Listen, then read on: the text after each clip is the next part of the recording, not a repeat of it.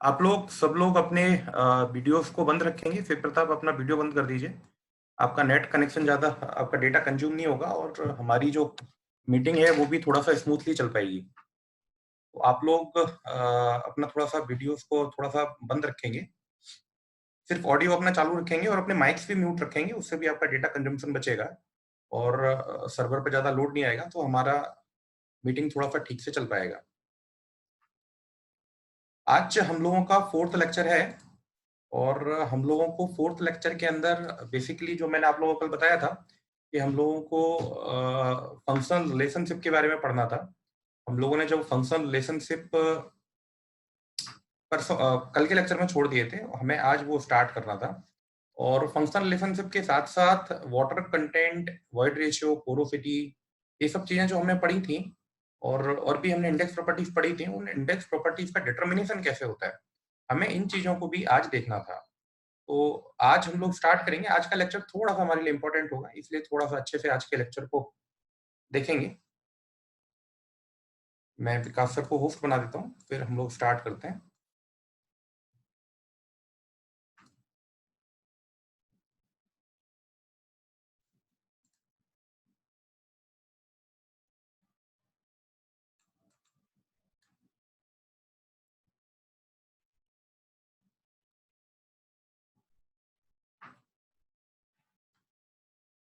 चलिए, let's start.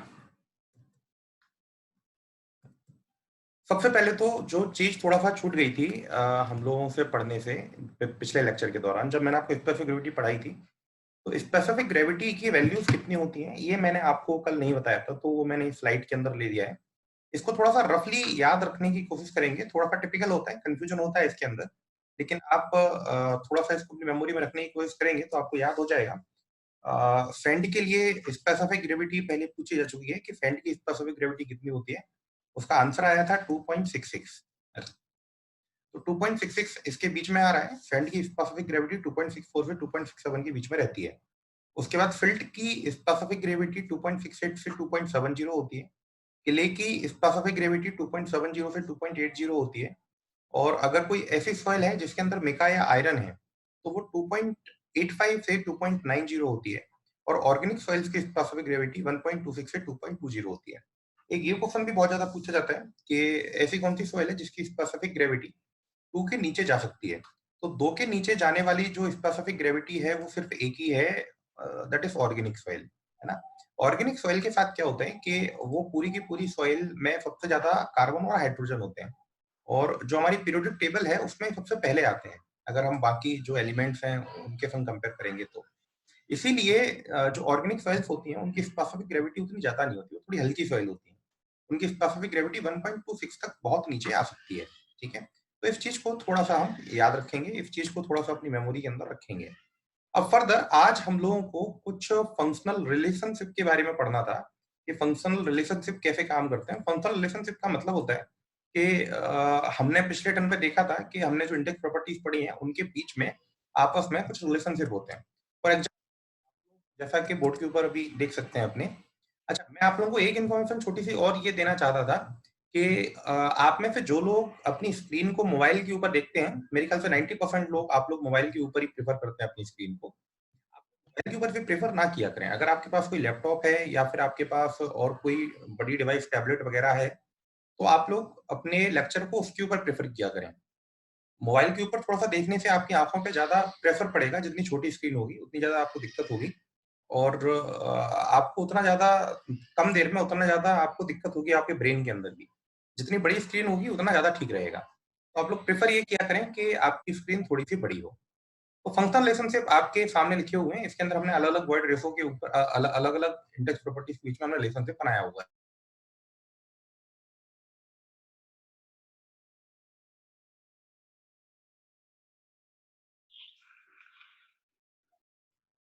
अभी हम लोग पहला रिलेशनशिप लेंगे, फर्स्ट रिलेशनशिप। फर्स्ट रिलेशनशिप हम लोगों का आप लोगों को दिख रहा है, ये वो यहाँ पर फर्स्ट रिलेशनशिप मैं यहाँ पर ले रहा हूँ, तो वो आप लोगों को यहाँ पर दिखाई दे रहा है, EF equals to W into G होता है। एक बात हमेशा याद रखेंगे, मैं G जहाँ पर भी लिखूंगा वो GA होगा। That is what absolute specific gravity, हर जगह वो एब्सोल्यूट ही रहेगा, कहीं पर कि आपको स्पेसिफिक ग्रेविटी नहीं मिलेगा। आप सभी अपना माइक्रोफोन म्यूट, वो भी आवाज कर रहे हैं, प्लीज अपना माइक्रोफोन म्यूट रखें। अभी हमको इसको ड्राइव करना है, तो इसके अंदर एक साइड हमारी एलएचएस है और एक साइड हमारी आरएचएस है। आपको जहां से स्टार्ट करना है, आप वहां से इसको स्टार्ट कर सकते हैं, जिस भी जगह वो स्टार्ट करें। सपोज दैट हमें एलएचएस से स्टार्ट करना है, तो हम लोग इसको फ्रॉम एलएचएस ले लेते हैं। एलएचएस में हमारे सामने क्या लिखा हुआ है? एलएचएस में हमारे सामने लिखा हुआ है ई और एस। एस हम जानते हैं, एस हमारा डिग्री ऑफ सेचुरेशन है, हम लोगों ने कल पढ़ा हुआ था। और ई हमारा वॉइड रेशियो है, ये भी हम लोगों ने कल पढ़ा हुआ था। और इसके क्या मतलब होते हैं, ये भी हम लोगों ने कल देख लिए थे। तो हम वॉइड रेशियो का सबसे पहले मीनिंग लिख लेते हैं। वॉइड रेशियो का मतलब होता है volume of voids upon volume of solids. और इनटू में जो एस का मतलब होता है, एस का मतलब हम लोगों ने कल पढ़ा हुआ था, वॉल्यूम ऑफ वाटर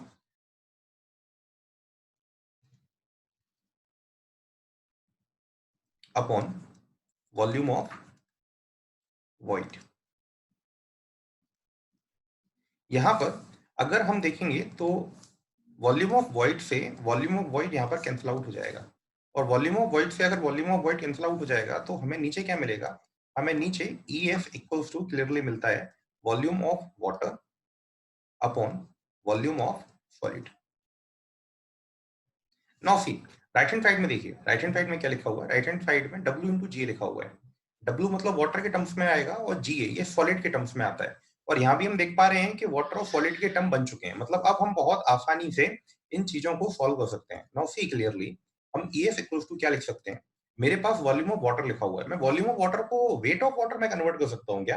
हाँ, वेट ऑफ वाटर में कन्वर्ट कर सकता हूँ। मैं एक रिलेशनशिप बहुत अच्छी तरह से जानता हूँ, मेरा एक रिलेशनशिप होता है, और वो रिलेशनशिप क्या होता है कि मेरा यूनिट वेट गामा इसके बराबर रहता है वेट अपॉन वॉल्यूम के। ये रिलेशनशिप मैंने आप लोगों को कल बताया हुआ था कि unit weight equals to weight upon volume होता है। ये नीचे जो मैंने लिखा हुआ है, नीचे वॉल्यूम है ना? तो मैं इसी रिलेशनशिप का यूज करता हूँ, और इसी रिलेशनशिप से वॉल्यूम ऑफ वाटर की जगह क्या लिख देता हूँ? वॉल्यूम ऑफ वाटर की जगह क्या लिख देता हूँ? Weight of water upon unit weight of water, है ना? तो मैंने यहाँ पर लिखा weight of water upon unit weight of water gamma W. ठीक है। और नीचे क्या लिखा हुआ था यहाँ पर? Volume of solid. तो वॉल्यूम ऑफ सॉलिड को मैं क्या लिख सकता हूँ? इस वाले फॉर्मूले से, इस वाले फॉर्मूले से मैं वॉल्यूम ऑफ सॉलिड को क्या लिख सकता हूँ? मैं इसको लिख सकता हूँ gamma solid, weight of solid upon gamma solid. तो वो उल्टा हो जाएगा, उल्टा होके कैसे कैसे पहुंच जाएगा? नीचे क्या हो जाएगा? वेट ऑफ सॉलिड, और ऊपर क्या पहुंच जाएगा? Gamma solid. ठीक है ना? अभी यहाँ पर आपको पेयर्स दिख रहे होंगे। आपको पेयर्स कैसे दिख रहे होंगे? अगर आप इस चीज को देखेंगे, इसको weight of water upon weight of water, तो ये क्या बन चुका है आपका? Water content. और अगर आप इस चीज को देखेंगे, है ना, तो ये क्या बन चुका है आपका? ये आपका बन चुका है G A, gamma solid upon gamma W. तो यहां से आपको क्या मिल जाता है? E S equals to W into G A. Okay, तो ये हमारा पहला रिलेशनशिप बनता है। सॉइल मैकेनिक्स का सबसे बेसिक रिलेशनशिप है जो हमको याद रखना है। और बहुत छोटे छोटे न्यूमेरिकल्स आपको इसको इसके अपने एग्जाम के अंदर मिलेंगे। व्यापम के अंदर हम लोग न्यूमेरिकल्स को एक्सपेक्ट नहीं करते, लेकिन आप इस चैप्टर के अंदर लास्ट में करवाऊंगा तो आप देखेंगे बहुत सारे न्यूमेरिकल्स छोटे-छोटे पूछे जाते हैं, जहां पर कैलकुलेटर की ज्यादा जरूरत नहीं पड़ती और बिना कैलकुलेटर के वो चीजें सॉल्व हो जाती हैं। 2014 का जो पेपर हुआ था व्यापम का, उसके अंदर बहुत सारे न्यूमेरिकल पूछे गए थे। 2015 के पेपर में, आई एम सॉरी, 2015 के पेपर में बहुत सारे न्यूमेरिकल पूछ लिए गए थे, और वो पेपर बिल्कुल ऐसा था जो रिसेंबल कर रहा था गेट के साथ। इवन गेट के कुछ प्रीवियस ईयर्स के क्वेश्चंस उन्होंने उठाकर वहां पर डाल दिए थे, और उस दौरान कट ऑफ काफी नीचे गया था, 136 के आसपास उस टाइम पर कट ऑफ गया था। तो एक पेपर में न्यूमेरिकल्स आए हैं, इसलिए हमें इन फंक्शनल रिलेशनशिप्स को थोड़ा सा अच्छे से समझने की जरूरत है। तो हम लोगों ने अभी पहला रिलेशनशिप ड्राइव किया हुआ है, जो रिलेशनशिप हमारा E S equals to W G है। अगर इस रिलेशनशिप के बारे में किसी को कुछ पूछना है, अगर इस डेरिवेशन के बारे में किसी को कुछ पूछना है, तो मुझसे पूछ सकता है। बाकी हम सभी को ये डेरिवेशन बहुत अच्छे ये रिलेशनशिप बहुत अच्छी तरह से याद रखना है। डेरिवेशन हम ये नहीं भी याद रखेंगे तो चलेगा। कुछ पूछना है किसी को तो अपना हाथ रेज कर सकता है और पूछ सकता है।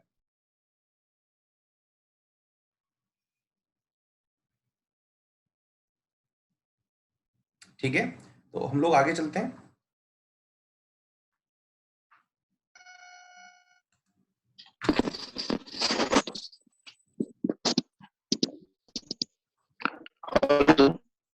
हाँ जी, बताइए। कौन बोल रहे हैं? सर इसमें मतलब अंकित सर। हाँ बताओ अंकित। सर मतलब डेरिवेशन करने पड़ेंगे क्या? नहीं, डेरिवेशन नहीं करने पड़ेंगे। मैं आप लोगों को ये जो छोटा सा एक डेरिवेशन है वो मैंने सिर्फ इसलिए बताया कि इसके थ्रू आप लोग ये समझ सकें कि किस तरीके से हम वॉल्यूम को वेट में और वेट को वॉल्यूम में कन्वर्ट कर सकते हैं। डेरिवेशन नहीं करने पड़ेंगे आपको, आपको याद है रिलेशनशिप ही रखना है ना? लेकिन मैंने derivation ji ji. So that आप उसका एप्लीकेशन समझ पाएं और आपके दिमाग में जब कोई छोटा सा न्यूमेरिकल आए और उस न्यूमेरिकल के अंदर वेट को वॉल्यूम में और वॉल्यूम को वेट में कन्वर्ट करना हो तो आप उसको कैसे कर सकते हैं। जैसे हमने यहाँ पर वॉल्यूम को वेट में कन्वर्ट किया ना, तो वॉल्यूम को वेट में कन्वर्ट करने के लिए हमने कौन सा फॉर्मूला लगाया, unit weight equals to weight upon volume, और इस वाले जी। फॉर्मूला वॉल्यूम में कन्वर्ट कर लिया। तो मैंने सिर्फ इस एप्लीकेशन के लिए आपकी वाली चीज बताई है, ठीक है। बात बाकी ओके सर। इस डेरिवेशन को याद रखने की कोई जरूरत नहीं है, केवल आपको इस स्टेप को लर्न करने की जरूरत है। मैं पूरी डेरिवेशन आपको नहीं करवाऊंगा अभी, है ना। मैं आपको सिर्फ ओके डेरिवेशंस करवाऊंगा जिनके एप्लीकेशंस की आपको जरूरत होगी, ठीक है ना। Okay sir. ठीक है, तो ये हमारा पहला रिलेशनशिप था जो हमें थोड़ा सा अच्छे से याद रखना होता है। उसके बाद एक और चीज जो आपको थोड़ा सा याद रखनी होगी, मेरे ख्याल से किसी को कोई डाउट नहीं है इसके अंदर, एक और डेरिवेशन मैं आपको करवाऊंगा। जो लास्ट में एक फॉर्मूला लिखा हुआ है सेकंड नंबर पर, लास्ट में एक मेरे सामने फॉर्मूला लिखा हुआ है कि गामा डी इक्वल्स टू होता है gamma B upon 1 plus W. इस स्लाइड पर लेके चलता हूँ आपको वहां। Gamma drive. ये जो एक आप लोगों को लास्ट में लिखा हुआ दिख रहा है, ये gamma D equals to gamma upon 1 plus W, ये गामा बी है बेसिकली, है ना। गामा जो लिखा हुआ है गामा बी है। कई बुक्स में गामा बी को सिर्फ गामा से दिखाते हैं हम लोग। तो इसका एक छोटा सा डेरिवेशन और है, वो आपको और समझना पड़ेगा, और उसके दौरान भी मैं आपको सिर्फ एप्लीकेशन बताना चाहता हूँ। डेरिवेशन आपको याद करने की जरूरत नहीं है क्योंकि आपको मेंस का पेपर नहीं देना है।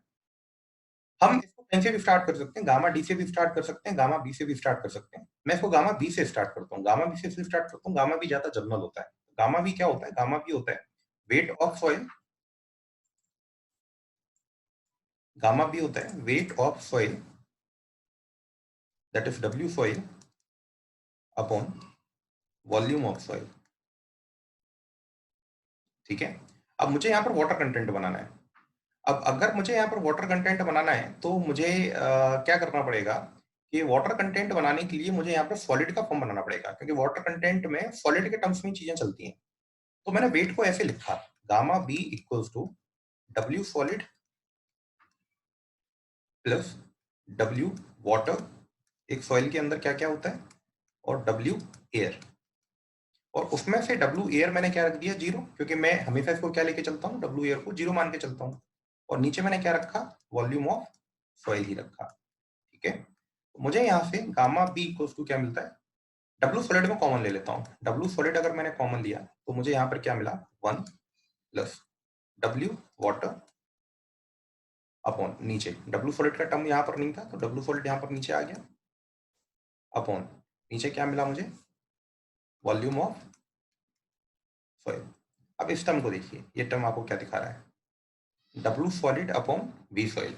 डब्ल्यू सॉलिड किसके बराबर रहता है, डब्ल्यू ड्राई, ड्राई सॉइल का वेट ही डब्ल्यू सॉलिड होता है। तो W solid upon volume of soil, ये क्या मिल गया आपको, गामा डी। ये आपको क्या मिला, ये आपको मिल गया यहाँ से वाटर कंटेंट डब्ल्यू। तो आपको गामा बी का फॉर्मूला क्या मिला, आपको गामा बी का फॉर्मूला मिला gamma D into 1 plus W. तो यहाँ से आप क्या लिख सकते हैं, gamma D equals to gamma B upon 1 plus W. ये मैंने दूसरा और लास्ट डेरिवेशन आपको और करके बताया, गामा डी और गामा बी के बीच में है। गामा डी इक्वल्स टू होगा gamma B upon 1 plus W. अब क्या होता है, बच्चे इसको भूल जाते हैं। मैं इसको मिटा रहा हूँ, मेरे ख्याल से किसी को कोई डाउट नहीं है डेरिवेशन के अंदर। तो बच्चे इसको भूल जाते हैं। बच्चों को कंफ्यूजन क्या होता है, जब बच्चे पेपर के अंदर जाएंगे और फॉर्मूला जब याद रखने की बात आती है तो बच्चों को छोटा सा कंफ्यूजन होता है। और कंफ्यूजन में क्या होता है, बच्चों को दिमाग में दो फॉर्मूले आते हैं। बच्चों को लगता है कि gamma B equals to gamma D upon 1 plus W होता है, या फिर gamma D equals to gamma B upon 1 plus W होता है ना। बच्चे इस तरह से कंफ्यूज जाते हैं कि यार ये वाला फॉर्मूला सही है, ये वाला फॉर्मूला सही है। आप इनसे एक बात याद रखें, gamma be generally gamma D से बड़ा या बराबर होता है ना। गामा डी कभी बड़ा नहीं हो सकता, गामा बी बड़ा होता है या बराबर होता है। जब सॉइल नेचुरली ड्राई है तो दोनों बराबर होंगे, अदरवाइज गामा बी बड़ा होगा क्योंकि उसके अंदर वाटर भी आ रहा है। तो एक बात याद रखेंगे कि जब आप गामा डी निकालेंगे तो आपको गामा बी को किसी चीज से डिवाइड करना पड़ेगा जो एक से बड़ी होगी। तभी गामा डी उससे छोटा हो पाएगा, है ना। तो 1 प्लस डब्ल्यू जब हमने लिखा तो डब्ल्यू की कुछ भी वैल्यू रख लीजिए, क्योंकि ये एक में जुड़ रही है ये वैल्यू, तो एक से क्या होगी, बड़ी होगी। इसीलिए गामा बी को हम एक से बड़ी चीज से डिवाइड करेंगे तो गामा बी से छोटी चीज आएगी, और गामा डी गामा बी से छोटा होता है। Gamma D equals to gamma B upon 1 plus W नहीं हो सकता। क्यों? क्योंकि गामा बी इक्वल्स टू नहीं हो सकता है ना, ये वाला फॉर्मूला, गामा ये नहीं हो सकता, क्योंकि छोटी चीज को आप एक से बड़े से डिवाइड कर रहे हो तो वो और छोटा हो जाएगा, है ना। तो इस चीज को थोड़ा सा अपने दिमाग के अंदर रखेंगे। प्लस अगर हम थोड़ा सा देखें तो 3 फॉर्मूले और हमें याद रखने होते हैं। वो फॉर्मूले मैं आपको सीधे बता रहा हूँ, उनके मैं आपको डेरिवेशन नहीं बताऊंगा, क्योंकि उसका कुछ लॉजिक नहीं है आप लोगों के पेपर के लिए। पहली बात तो गामा बी इक्वल्स टू क्या होता है, और गामा डी इक्वल्स टू क्या होता है, गामा सैचुरेट क्या होता है, और गामा सबमर्ज क्या होता है, ये चीजें मैं आप लोगों को और बताऊंगा, है ना। ये फॉर्मूले जैसे कि आप यहाँ पर आप लोगों ने पिछली स्क्रीन के ऊपर देखे भी होंगे, मैं इनको एक दूसरे से रिलेट कर दूंगा अभी। आप यहाँ पर देख पा रहे हैं, ये गामा बी का फॉर्मूला है, गामा सैचुरेटेड का फॉर्मूला है, गामा डी का फॉर्मूला है, गामा सबमर्ज का फॉर्मूला है। इन फॉर्मुलों को मैं थोड़ा सा आपको एक फॉर्मूला याद रख के बाकी सब फॉर्मूले निकालना सिखा देता हूँ आपको, जिससे ज्यादा मेहनत फॉर्मूले याद रखने में ना करनी पड़े। गामा बी का फॉर्मूला याद रख लीजिए, ये फॉर्मूला होगा G A plus E F into gamma W upon 1 plus E. बस आपको एक ये फॉर्मूला याद रखना है, ठीक है ना। इसके अलावा आपको और कोई भी फॉर्मूला याद नहीं रखना। अब बाकी सब फॉर्मूले अपने आप बन जाएंगे। ये बल्क यूनिट वेट का फॉर्मूला था। अब अगर आप ड्राई यूनिट वेट का फॉर्मूला बनाना चाहते हैं, है ना, अगर आप ड्राई यूनिट वेट का फॉर्मूला बनाना चाहते हैं तो ड्राई यूनिट वेट का फॉर्मूला क्या बनेगा? अगर सॉइल ड्राई है ना, इफ सॉइल इज ड्राई, तो गामा बी किसके बराबर हो जाएगा? गामा डी के। दूसरी बात, सैचुरेशन की वैल्यू कितनी हो जाएगी? डिग्री ऑफ सैचुरेशन की वैल्यू अगर सॉइल ड्राई है तो 0, क्योंकि वॉल्यूम ऑफ वाटर क्या हो गया उसमें? 0। बस इन दो वैल्यूज को उठा के आप यहाँ पर रख दीजिए।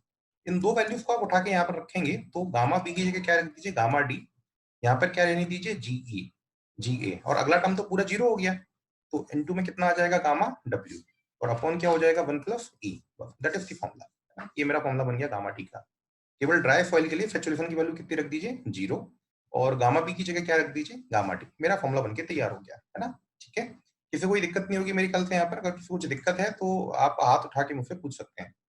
नाउ सी नेक्स्ट, अगर हम गामा सैचुरेटेड का फॉर्मूला देखें, अगेन मैं सेम फॉर्मूले से निकालूंगा, G plus E S upon 1 plus E into gamma W. जैसे मैंने ड्राई सॉइल के लिए किया था तो मैं सेम काम कर रहा हूँ। इफ सॉइल इज सैचुरेटेड, अगर सॉइल पहले से ही मेरी सैचुरेटेड है तो सैचुरेटेड सॉइल के लिए गामा भी किसके बराबर हो जाता है? गामा सैचुरेटेड के। दूसरी बात, सैचुरेटेड सॉइल के लिए डिग्री ऑफ सैचुरेशन की वैल्यू कितनी हो जाती है? तो हम सभी जानते हैं कितनी वैल्यू होती है, 1 और 100%। 1 और 100%, क्लियर नोट। तो इस वैल्यू को उठा के वहां पर रख दीजिए। इस वैल्यू को उठा के वहां पर रखेंगे तो आपको गामा बी की जगह गामा सैचुरेट और जी प्लस क्या मिल जाएगा? ई। एफ के लिए तो 1 हो गई, और गामा डब्ल्यू अपॉन 1 प्लस ई। ये मेरा किसका फॉर्मूला बन गया? ये मेरा फॉर्मूला बन गया मेरी सैचुरेटेड सॉइल के लिए, अगर मैं गामा सैचुरेटेड निकालना चाहता हूं तो। ठीक है, नाउ सी थोड़ा सा आगे चलते हैं और एक और फॉर्मूला निकालते हैं गामा समझ के लिए, है ना। एक और फॉर्मूला निकालेंगे गामा समझ के लिए। मेरे ख्याल से इस फॉर्मूले में किसी को दिक्कत नहीं होगी, एफ के वैल्यू 1 रखनी है और गामा भी चाहिए, गामा सैचुरेट आ जाएगा। अगेन हमें फॉर्मूला अपना जो मेन है वही याद रखना है ना, गामा बी का। तो गामा बी का हमारा फॉर्मूला था G A plus E S into gamma W upon 1 plus E. अब हमें समझ सॉइल के केस में आना है ना। तो समझ सॉइल के केस में मैंने आपको बताया हुआ था कि जो गामा डैश होता है, उस गामा डैश की वैल्यू होती है गामा सैचुरेटेड माइनस का गामा डब्ल्यू। उसकी वैल्यू होती है गामा सैचुरेटेड माइनस का गामा डब्ल्यू। ठीक, तो गामा सैचुरेटेड की वैल्यू रख दीजिए गामा डैश। ऊपर वाले फॉर्मूले से ही गामा बी से गामा सैचुरेट बनाना है तो क्या करिए? एस की वैल्यू कितनी रख दीजिए? 1 रख दीजिए, गामा सैचुरेट बन जाएगा। तो जी A plus E upon 1 plus E minus का गामा डब्ल्यू। एलसीएम ले लीजिए। एलसीएम लेंगे तो आपको क्या मिलेगा? जी ए प्लस ई माइनस का गामा डब्ल्यू माइनस का ई इंटू गामा डब्ल्यू, और अपॉन क्या मिल जाएगा? 1 प्लस ई। फर्दर मोर अगर आप इसको देखेंगे, इसको आप सॉल्व करेंगे तो आपको सॉल्व करने से क्या मिलेगा? गामा डैश इक्वल्स टू, देखिए अब ई के जो आपका ई का रिलेशनशिप है उसको एक तरफ कर दीजिए, और जो जी ए का रिलेशनशिप आपका रिलेशनशिप है उसको एक तरफ कर लीजिए, है ना। तो आपको यहाँ पे सॉल्व ये चीज कैसे करने के लिए मिलेगी? अगर आप इसको गामा डब्ल्यू को बाहर ले लेते हैं तो आपको 1 प्लस ई मिलेगा। 2 मिनट के लिए आपको इंटरप्ट कर रहा हूँ, मुझे थोड़ा सा रीसेट करना पड़ेगा। सर सेकंड स्टेप में गामा डब्ल्यू आएगा।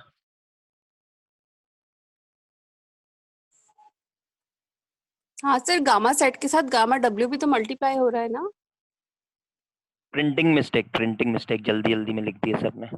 हाँ हाँ, आके अभी बता रहे हैं सर।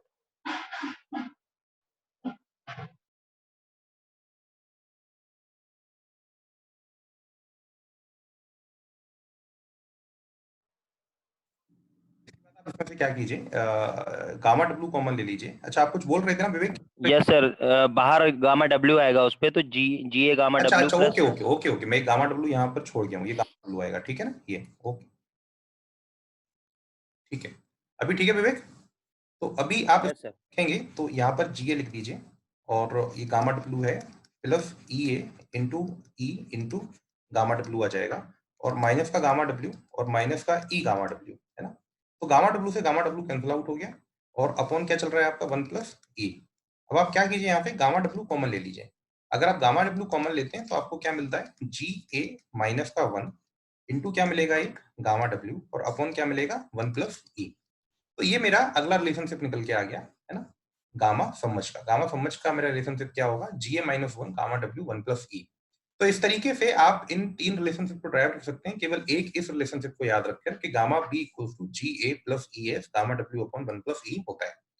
तो मैंने ये रिलेशनशिप आपको यहाँ पे लिखे हुए हैं, आप बुक देखेंगे तो आपको बहुत सारे रिलेशनशिप मिलेंगे, लेकिन मैं आपको रिकमेंड नहीं करता वो पूरे रिलेशनशिप आप याद रखने की कोशिश करें। आपको केवल यही रिलेशनशिप याद रखना है जो मैंने आप लोगों को यहाँ पर करके बताए। हम लोग फिर से स्लाइड के ऊपर चलते हैं, स्लाइड के ऊपर देख लेते हैं। एक पहला रिलेशनशिप ये मैंने आपको ड्राइव करके बताया, ये दूसरा रिलेशनशिप ये भी मैंने आपको ड्राइव करके बताया, उसके बाद ये रिलेशनशिप मैंने आपको सीधे याद रखने के लिए बोला है। इसमें केवल आपको एक यही रिलेशनशिप याद रखना है। तो टोटल आपके पास जो रिलेशनशिप होते हैं वो 3 होते हैं, है ना, और उन 3 रिलेशनशिप से आप 6 रिलेशनशिप याद रख सकते हैं। प्लस एक रिलेशनशिप और है, इसको मैं आपको पहले ही बता चुका हूँ। मैंने आपको एक रिलेशनशिप बताया हुआ है 1 plus E A upon 1 plus E B equals to V soil A upon V soil B. ये रिलेशनशिप आपको सेकंड क्लास के अंदर मिलेगा, है ना। जब हम सेकंड लेक्चर को ले रहे थे तो सेकंड लेक्चर के अंदर मैंने पोरोसिटी और वॉइड रेशियो के बीच में आपको डिफरेंशिएशन क्रिएट करवाया था, तो वहां पर मैंने अच्छी तरह से समझा के इस रिलेशनशिप को ड्राइव किया था कि अगर आपको एक सॉइल को दो अलग अलग कंडीशंस में, ए और बी कंडीशंस में आपको कंपेयर करना है, तो उनके वॉल्यूम को कंपेयर करने के लिए हम लोग वॉइड रेशियो का यूज कर सकते हैं, क्योंकि वॉइड रेशियो स्टेबल पैरामीटर होता है और वो हमें आंसर निकाल के दे देता है, ठीक है ना। तो इस तरीके से आप इन चीजों को याद रख सकते हैं। ये 6 रिलेशनशिप आपको, फंक्शनल रिलेशनशिप आपको याद रखने हैं, और आपके पूरे न्यूमेरिकल सॉल्व हो जाएंगे। न्यूमेरिकल मैं आज की क्लास में आपसे लास्ट में करवाऊंगा। हम लोग आगे चलते हैं, अभी हम लोग आगे चलते हैं और अपने आज के सेकंड टॉपिक के ऊपर मूव करते हैं, जिसका नाम है डिटरमिनेशन ऑफ इंडेक्स प्रॉपर्टी। उसके बाद आज हम कुछ अच्छे न्यूमेरिकल सॉल्व करेंगे जो आपके पेपर में आ सकते हैं। सिंपल लेवल के रहेंगे, लेकिन कुछ न्यूमेरिकल्स को हम लोग सॉल्व करने की कोशिश करेंगे। डिटरमिनेशन ऑफ इंडेक्स प्रॉपर्टीज में आज हम जिस इंडेक्स प्रॉपर्टीज को लेने वाले हैं उस इंडेक्स प्रॉपर्टी का नाम है वाटर कंटेंट। वाटर कंटेंट को निकालने के टोटल 7 मेथड्स होते हैं, और इस 7 के 7 मेथड आपको याद रखने पड़ेंगे, है ना। 7 के 7 मेथड आपको याद रखने पड़ेंगे। यहाँ से कुछ भी पूछा जा सकता है कि कौन सा मेथड कौन से आईएस कोड से रिलेटेड है, कौन सा आईएस कोड उसको कंफर्म कर रहा है, या फिर इस पर्टिकुलर मेथड के अंदर बेसिक चीजें क्या होती हैं, इस पर्टिकुलर मेथड के अंदर बेसिकली हम लोग क्या परफॉर्म करते हैं। तो मैं थोड़ा सा शॉर्ट में, जितना हो सकता है उतना शॉर्ट में हर एक मेथड को पॉइंट बाय पॉइंट आपके सामने रखने की कोशिश करूंगा, और उम्मीद करूंगा कि आप लोग इसको थोड़ा सा याद रखेंगे। अगर आप लोगों को अभी एक बार में चीजें याद नहीं होती हैं तो आप लोग एक छोटा सा काम कर सकते हैं कि जो लेक्चर्स हम आपको डिलीवर कर रहे हैं उसका वीडियो हम आपके बैच में ऐड करते हैं।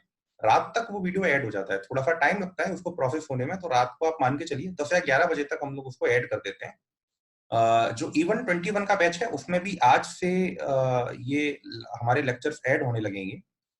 तो आप लोग क्या काम कर सकते हैं कि रात में, शाम को, जब भी आपको टाइम मिलता है, आप अपने फोन को अपने कानों में लगा लीजिए, और अपने कानों में लगा के आप केवल उस लेक्चर को सुना कीजिए, है ना। उसका वीडियो अगर आपको नहीं देखना है तो उसका वीडियो मत देखिए, केवल अपने ईयरफोन को लगाकर उस लेक्चर को एक बार सुन लीजिए।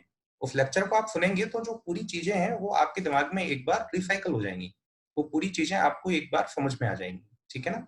हम आगे कोशिश करेंगे कि ऑडियो अलग से हम लोग इसका अटैच कर सकें आपकी ऐप के अंदर। हम लोग 7 या 8 दिन के अंदर इस चीज को स्टार्ट करेंगे कि केवल ऑडियो फाइल हम इसके अंदर अटैच करेंगे सो दैट आप केवल ऑडियो को अपने कानों में लगा के लाइक एक सॉन्ग की तरह सुन सकें, जिससे आपका लेक्चर रिवाइज हो सके।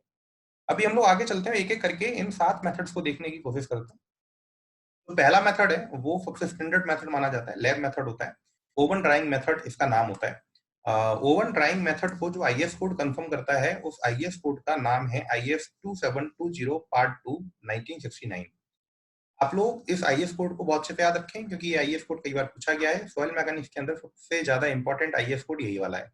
एक बात बताता हूँ आपको छोटी सी, मैकेनिक्स के अंदर कभी भी अगर आपसे आईएस कोड का नाम पूछा जाए, पूरी सॉइल मैकेनिक्स के लिए बात कर रहा हूँ, पूरी फाउंडेशन इंजीनियरिंग के लिए बात कर रहा हूँ, पूरे सब्जेक्ट के लिए बात कर रहा हूँ, अगर आपसे कभी भी कोई भी आईएस कोड पूछा जाए तो आप उसमें IS 2720 मार्क करके आ जाएं, है ना।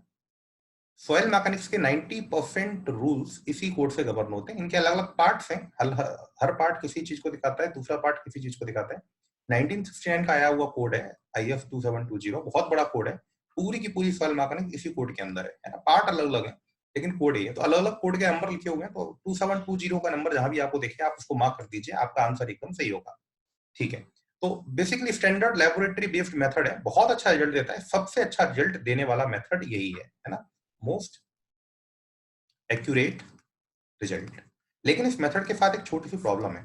इस मेथड के साथ छोटी सी प्रॉब्लम क्या है कि ये बहुत ज्यादा टाइम लेता है ना, बहुत ज्यादा टाइम लेता है। टाइम टेकिंग मेथड है।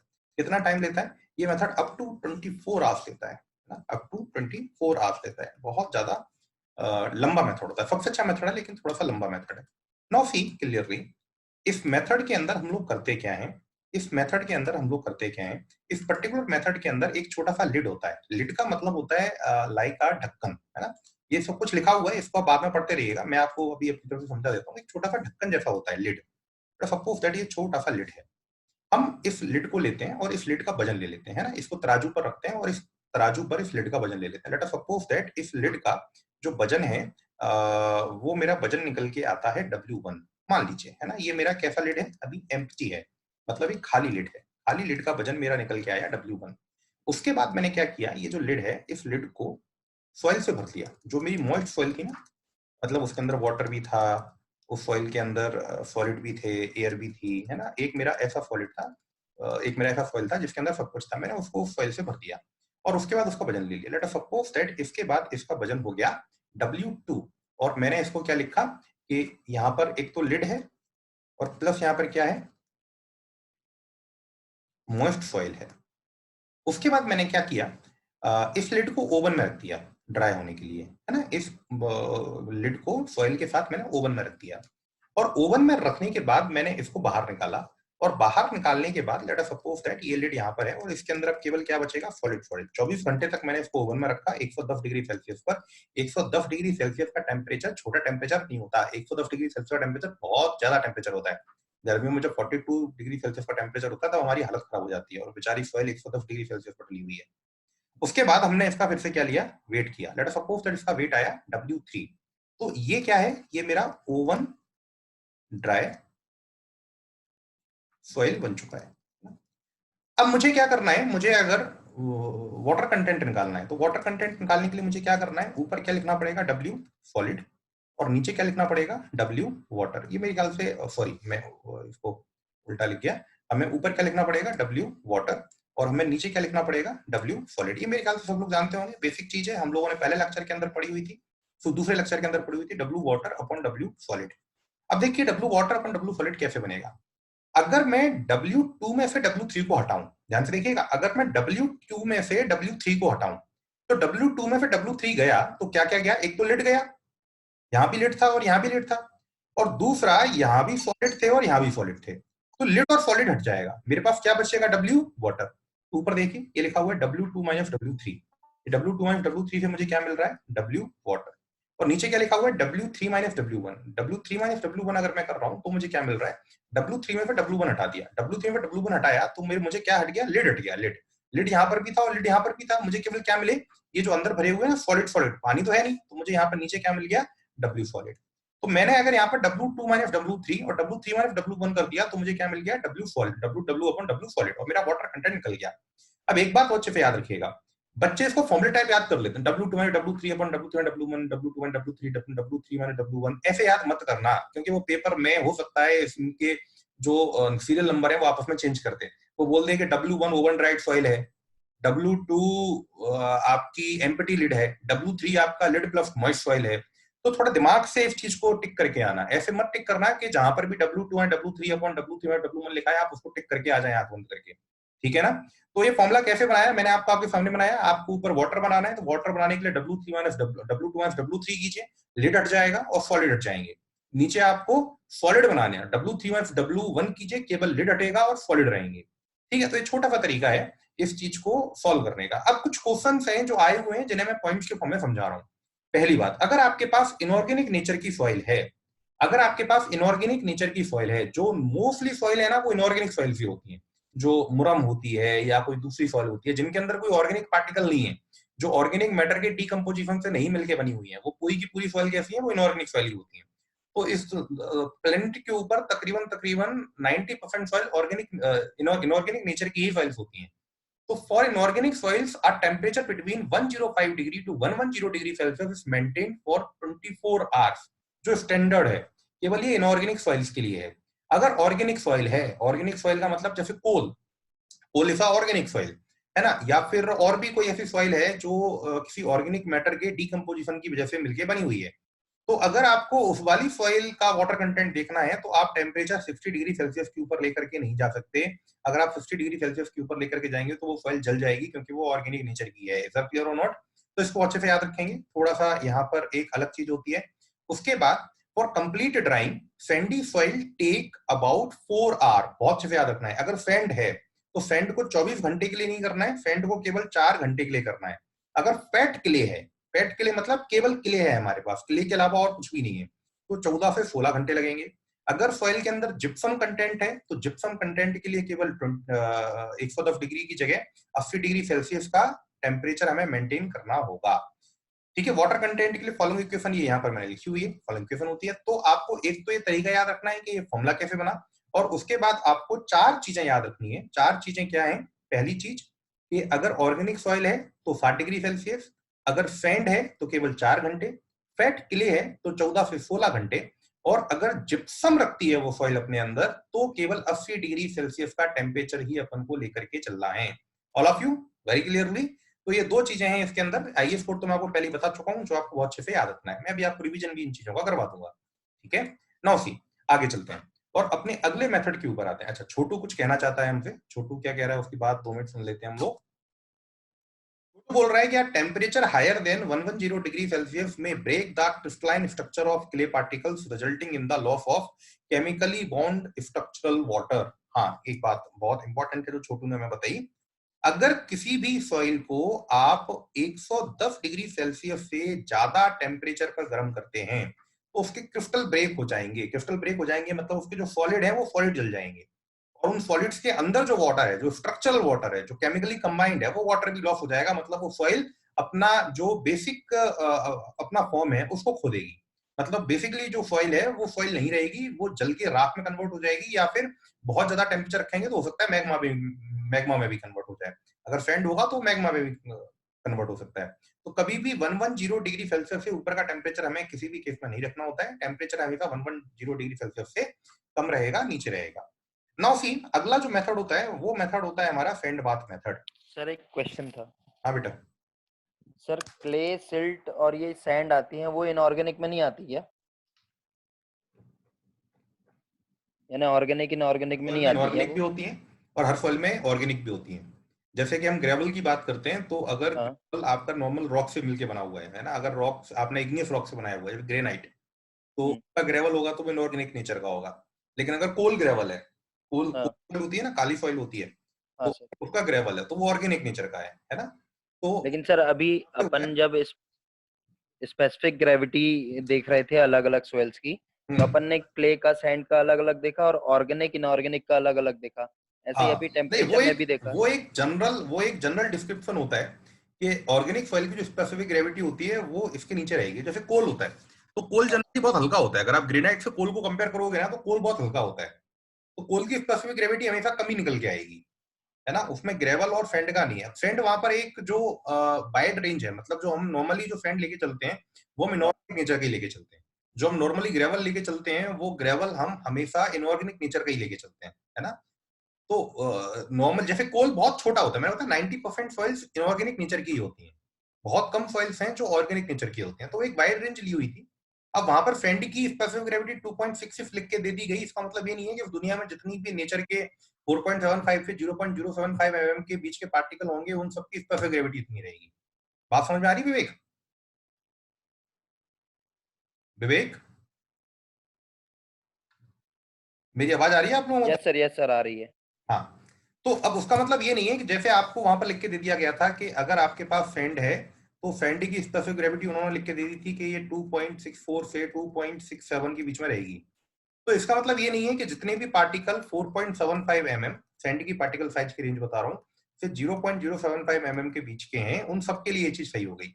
ये मोस्ट ऑफ दी फेंड्स के लिए है ना, जो मोस्ट ऑफ दी फेंड्स होते हैं उनके लिए है।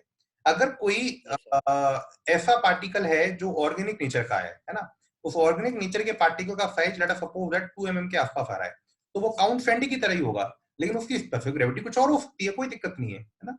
तो जो रेंज जी सर। ये मोस्ट ऑफ द सेल्स के लिए है, ये पूरे के पूरे उस रेंज के पार्टिकल्स के लिए रेंज नहीं, उसके लिए वैल्यूज नहीं होती। ठीक है विवेक? ठीक है। नाउ हम लोग आगे चलते हैं और फेंड बाथ मेथड को लेते हैं। फेंड बाथ मेथड हमारा अगला मेथड होता है। इसका जो आईएस कोड है वो थोड़ा सा अलग है, 1377/1961, है ना। तो आपको इसको थोड़ा सा अलग से याद रखना पड़ेगा, इसलिए मैंने इसको अलग से लिख के बताया हुआ है, 1377/1961। नाउ सी क्लियरली, ये एक फील्ड मेथड होता है। जो हमारा पिछला ओवन ड्राइंग मेथड था वो मेथड हमारा लैब मेथड था, और ये हमारा फील्ड मेथड होता है। एक अच्छी बात ये होती है कि इस मेथड के अंदर हमें ज्यादा टाइम नहीं लगता। ये मेथड हमको आधे घंटे से 1 घंटे के बीच में रिजल्ट दे देता है। अगर आपको रिजल्ट चाहिए तो आपको 30 मिनट टू 1 आवर का टाइम लेना होगा। अगर आप इतना टाइम लेंगे तो आपको आपका रिजल्ट मिल जाएगा। दूसरी बात ये है कि ये एक रफ मेथड है, ये आपको कभी भी एग्जैक्ट रिजल्ट निकाल के नहीं देगा, है ना। इस मेथड से आप एकदम एग्जैक्ट वाटर कंटेंट निकालना चाहें तो वो आपको नहीं मिलेगा। अब हम यहाँ पर काम कैसे करेंगे? नीचे आपको कुछ फिगर दिखाई दे रहे होंगे। ये फिगर कैसे हैं? आप यहाँ पर एक कंटेनर लेते हैं और उस कंटेनर को आप एम्प्टी रखते हो नीचे बैलेंस में। नीचे जो आपको दिख रहा है ना, ये तराजू है, ये नीचे जो दिख रहा है ये तराजू है, ये बैलेंस है। तो उसका W1 वेट ले लेते हैं। W1 किसका वेट हुआ? एम्प्टी कंटेनर, है ना। ये कंटेनर में मेरा कौन सी हालत में? ये मेरा खाली हालत में कंटेनर है, तो मैंने एम्प्टी कंटेनर यहाँ पर ले लिया। उसके बाद मैंने क्या किया, उसके अंदर मॉइस्ट सॉइल रखी। ये मेरी सॉइल कैसी सॉइल है? मॉइस्ट। मॉइस्ट मतलब उसके अंदर वाटर मौजूद है, और मैंने उसका वेट ले लिया W2। अब यहाँ पर क्या आ गया? कंटेनर आ गया प्लस सॉइल आ गई। उसके बाद मैं अपने सॉइल को पिछले केस में 24 घंटे के लिए ओवन पर रखता था। अब मैं यहाँ पर ओवन पर नहीं रखूंगा, मैं इसको एक केरोसिन स्टोव पर रख दूंगा। जो केरोसिन स्टोव होता है ना नॉर्मल फील्ड पर, वो केरोसिन स्टोव लेके आऊंगा और उस केरोसिन स्टोव के ऊपर इसको रख दूंगा, और उसके बाद इसको ड्राई कर लूंगा। तो ये जो मैं कर रहा हूँ, ये वाले फेज का नाम है ड्राइंग। यहाँ पर मैं अपनी सॉइल को ड्राई कर रहा हूँ। जैसे ओवन में ड्राई करता था, ऐसे ही केरोसिन स्टोव के ऊपर आधे घंटे से 1 घंटे तक अपने मन से रफली, कि मुझे दिखने लग जाए कि पानी पूरा जा चुका है या पानी अभी मुझे लग रहा है कि नहीं गया है, तो थोड़ा देर और कर दिया। अपने मन में तुक्के से मैंने इसको आधे घंटे से 1 घंटे के बीच में गर्म कर लिया, और उसके बाद जब ये ड्राई हो गई तो मैंने ड्राइड सॉइल का फिर से क्या ले लिया? वजन ले लिया। तो ये मेरा ड्राइड सॉइल का मेरा वेट निकल के आ गया W3। अब अगेन मेरी कैलकुलेशन बिल्कुल सेम रहेगी। मेरी कैलकुलेशन कैसी रहेगी? अगर मुझे वाटर कंटेंट निकालना है तो मैं क्या कर दूं? W2 माइनस W3, क्योंकि W2 माइनस W3 करने से क्या हो गया? मॉइस्ट सॉइल में फिर ड्राइड सॉइल हटा दी, कंटेनर से कंटेनर हट गया, तो पानी का वजन आ गया। और मुझे पानी का नीचे सॉलिड का वजन लेना है, तो मैं क्या कर दूं? W3 minus W1। तो जो पिछला केस था उसके अकॉर्डिंग मैंने कैलकुलेशन करी, कोई अंतर नहीं आया, सब कुछ सेम था। बस अंतर कितना आया कि मैंने वहां पर ओवन का यूज किया था, और यहाँ पर मैंने ओवन का यूज ना करते हुए केरोसिन स्टोव का यूज कर लिया। अब केरोसिन स्टोव से दिक्कत क्या हुई? टेम्परेचर पर मेरा कंट्रोल नहीं है। मैं थर्मामीटर लगा के नाप नहीं सकता कि उसकी फ्लेम के अंदर टेम्परेचर कितना था, है ना। तो स्टोव से एक अनकंट्रोल्ड वे में टेम्परेचर सप्लाई हुआ, और अगर अनकंट्रोल्ड वे में टेम्परेचर सप्लाई होगा तो मेरे सामने दिक्कत क्या हो जाएगी कि सॉइल के अंदर जो क्रिस्टलाइन स्ट्रक्चर है वो ब्रेक हो सकता है अगर टेम्परेचर 110 डिग्री सेल्सियस के ऊपर पहुंच गया। और हो सकता है कि टेम्परेचर मेरा 110 डिग्री सेल्सियस के ऊपर पहुंच जाए, तो मेरा हीट के ऊपर कोई कंट्रोल नहीं है, पहली बात। दूसरी बात, मैंने वहां पर बहुत सारे एक्सक्लूजन्स लिए थे पिछले मेथड के अंदर, कि ऐसी सॉइल होगी तो ऐसा करेंगे, ऐसी सॉइल होगी तो ऐसा करेंगे। लेकिन यहाँ तो कैसी भी सॉइल हो, सिर्फ हम जो हमें दिख रहा है वैसे ही कर पाएंगे, और कुछ हमारे हाथ में है नहीं इसीलिए जो सेंसिटिव सॉइल होती हैं, जैसे हमने देखा था कि जो जिप्सम कंटेन कर रही थी या फिर जो ऑर्गेनिक सॉइल्स थी, उन सॉइल्स को हम इस पर्टिकुलर मेथड के साथ डील नहीं कर सकते, क्योंकि उनको कम टेम्परेचर चाहिए होता है या फिर कम टाइम के लिए टेम्परेचर चाहिए होता है। यहाँ तो हर एक सॉइल को हम सेम तरीके से ट्रीट करते हैं, चाहे किसी भी नेचर की सॉइल हो, उसको हम केरोसिन के स्टोव पर आधे घंटे तक गर्म करेंगे ही करेंगे, 1 घंटे तक गर्म करेंगे ही करेंगे। सब क्लियर हो? इसलिए एक रफ हमारा मेथड होता है, बहुत अच्छा मेथड हमारा नहीं माना जाता। 2 चीजें यहाँ पे याद रखनी। पहली चीज, इसका आईएस कोड यहाँ पे याद रखना है, और दूसरी चीज के अंदर एक तो आधे घंटे से 1 घंटे तक इसको हम लोग गर्म करते हैं, ये आपको याद रखना है। और दूसरी बात, एक फील्ड मेथड है, ये आपको याद रखना है। ठीक है, इतनी चीजें आपको यहाँ पर याद रखनी है। ना आगे चलते हैं और अगले मेथड के ऊपर पहुंचते हैं। अगर अगले मेथड को देखेंगे तो अगला मेथड हमारा होता है अल्कोहल मेथड, है ना। अगेन ये भी एक फील्ड मेथड माना गया है, अल्कोहल मेथड, और एक क्रूड फील्ड मेथड। क्रूड का मतलब होता है अच्छा मेथड नहीं है, बेकार मेथड है। यहाँ पर हम लोग क्या करते हैं, लेट्स सपोज दैट हमें किसी सॉइल का वाटर कंटेंट निकालना था, तो हमने एक सॉइल का सैंपल लिया और उस सॉइल के सैंपल को हमने अगेन एक कंटेनर के अंदर रखा, है ना। यहाँ पर एक सॉइल का सैंपल लिया और उस सॉइल के सैंपल को कंटेनर, दैट ये मेरा एक सॉइल का सैंपल है, कंटेनर के अंदर रखा। उसके बाद मैं क्या करता हूँ, एक अल्कोहल लेता हूँ। जनरली जिस अल्कोहल का हम लोग यहाँ पर यूज करते हैं, उस अल्कोहल को बोलते हैं मेथाइलेटेड स्पिरिट। मेथाइलेटेड स्पिरिट क्या होता है, वाटर के साथ रिएक्शन करके उसको इवापोरेट कर देता है। वाटर के साथ जैसे वो रिएक्ट होता है उसको इवापोरेट कर देता है। मेथाइलेटेड स्पिरिट की एक अच्छी बात और होती है, अगर वो खुद अकेला बच जाए तो थोड़ी देर में सेल्फ इवापोरेटेड हो जाता है, मतलब खुद से उड़ जाता है। जैसे पेट्रोल होती है ना, थोड़ी देर में खुद से उड़ जाती है, इस वजह से वो कहीं पर बचता नहीं है, वो खुद से उड़ जाता है। तो हमने क्या किया, यहाँ पर मेथाइलेटेड स्पिरिट की कुछ बूंदें डाली। तो मेथाइलेटेड स्पिरिट जब इस सॉइल सैंपल के अंदर जाएगा तो जितना भी वाटर होगा उससे रिएक्ट करेगा और वाटर को तुरंत क्या करवा देगा, इवापोरेट करवा देगा। और अगर खुद भी थोड़ा बहुत बच जाएगा, अगर आप ज्यादा मेथाइलेटेड स्पिरिट डाल देंगे तो वो भी क्या हो जाएगा, इवापोरेट हो जाएगा, वेपर बन के बाहर निकल जाएगा। तो इसने क्या किया, पूरे के पूरे पानी को वेपर बना के बाहर निकाल दिया। तो पूरा का पूरा पानी बाहर निकल गया। उसके बाद आप जब सॉइल का वजन लेंगे तो आपको क्या मिल जाएगा, केवल ड्राई सॉइल का वेट मिल जाएगा। इसका क्लियर होना। तो ड्राई सॉइल का वेट आपको मिल गया, इसके पहले पानी था, इसमें से पिछली वाली सॉइल को माइनस कर दीजिए तो आपको पानी का वेट मिल जाएगा। ऐसा क्लियर होना। वाटर का वेट अपन सॉलिड का वेट, ड्राई सॉइल का वेट कर दीजिए, आपको क्या मिल जाएगा, वाटर कंटेंट मिल जाएगा।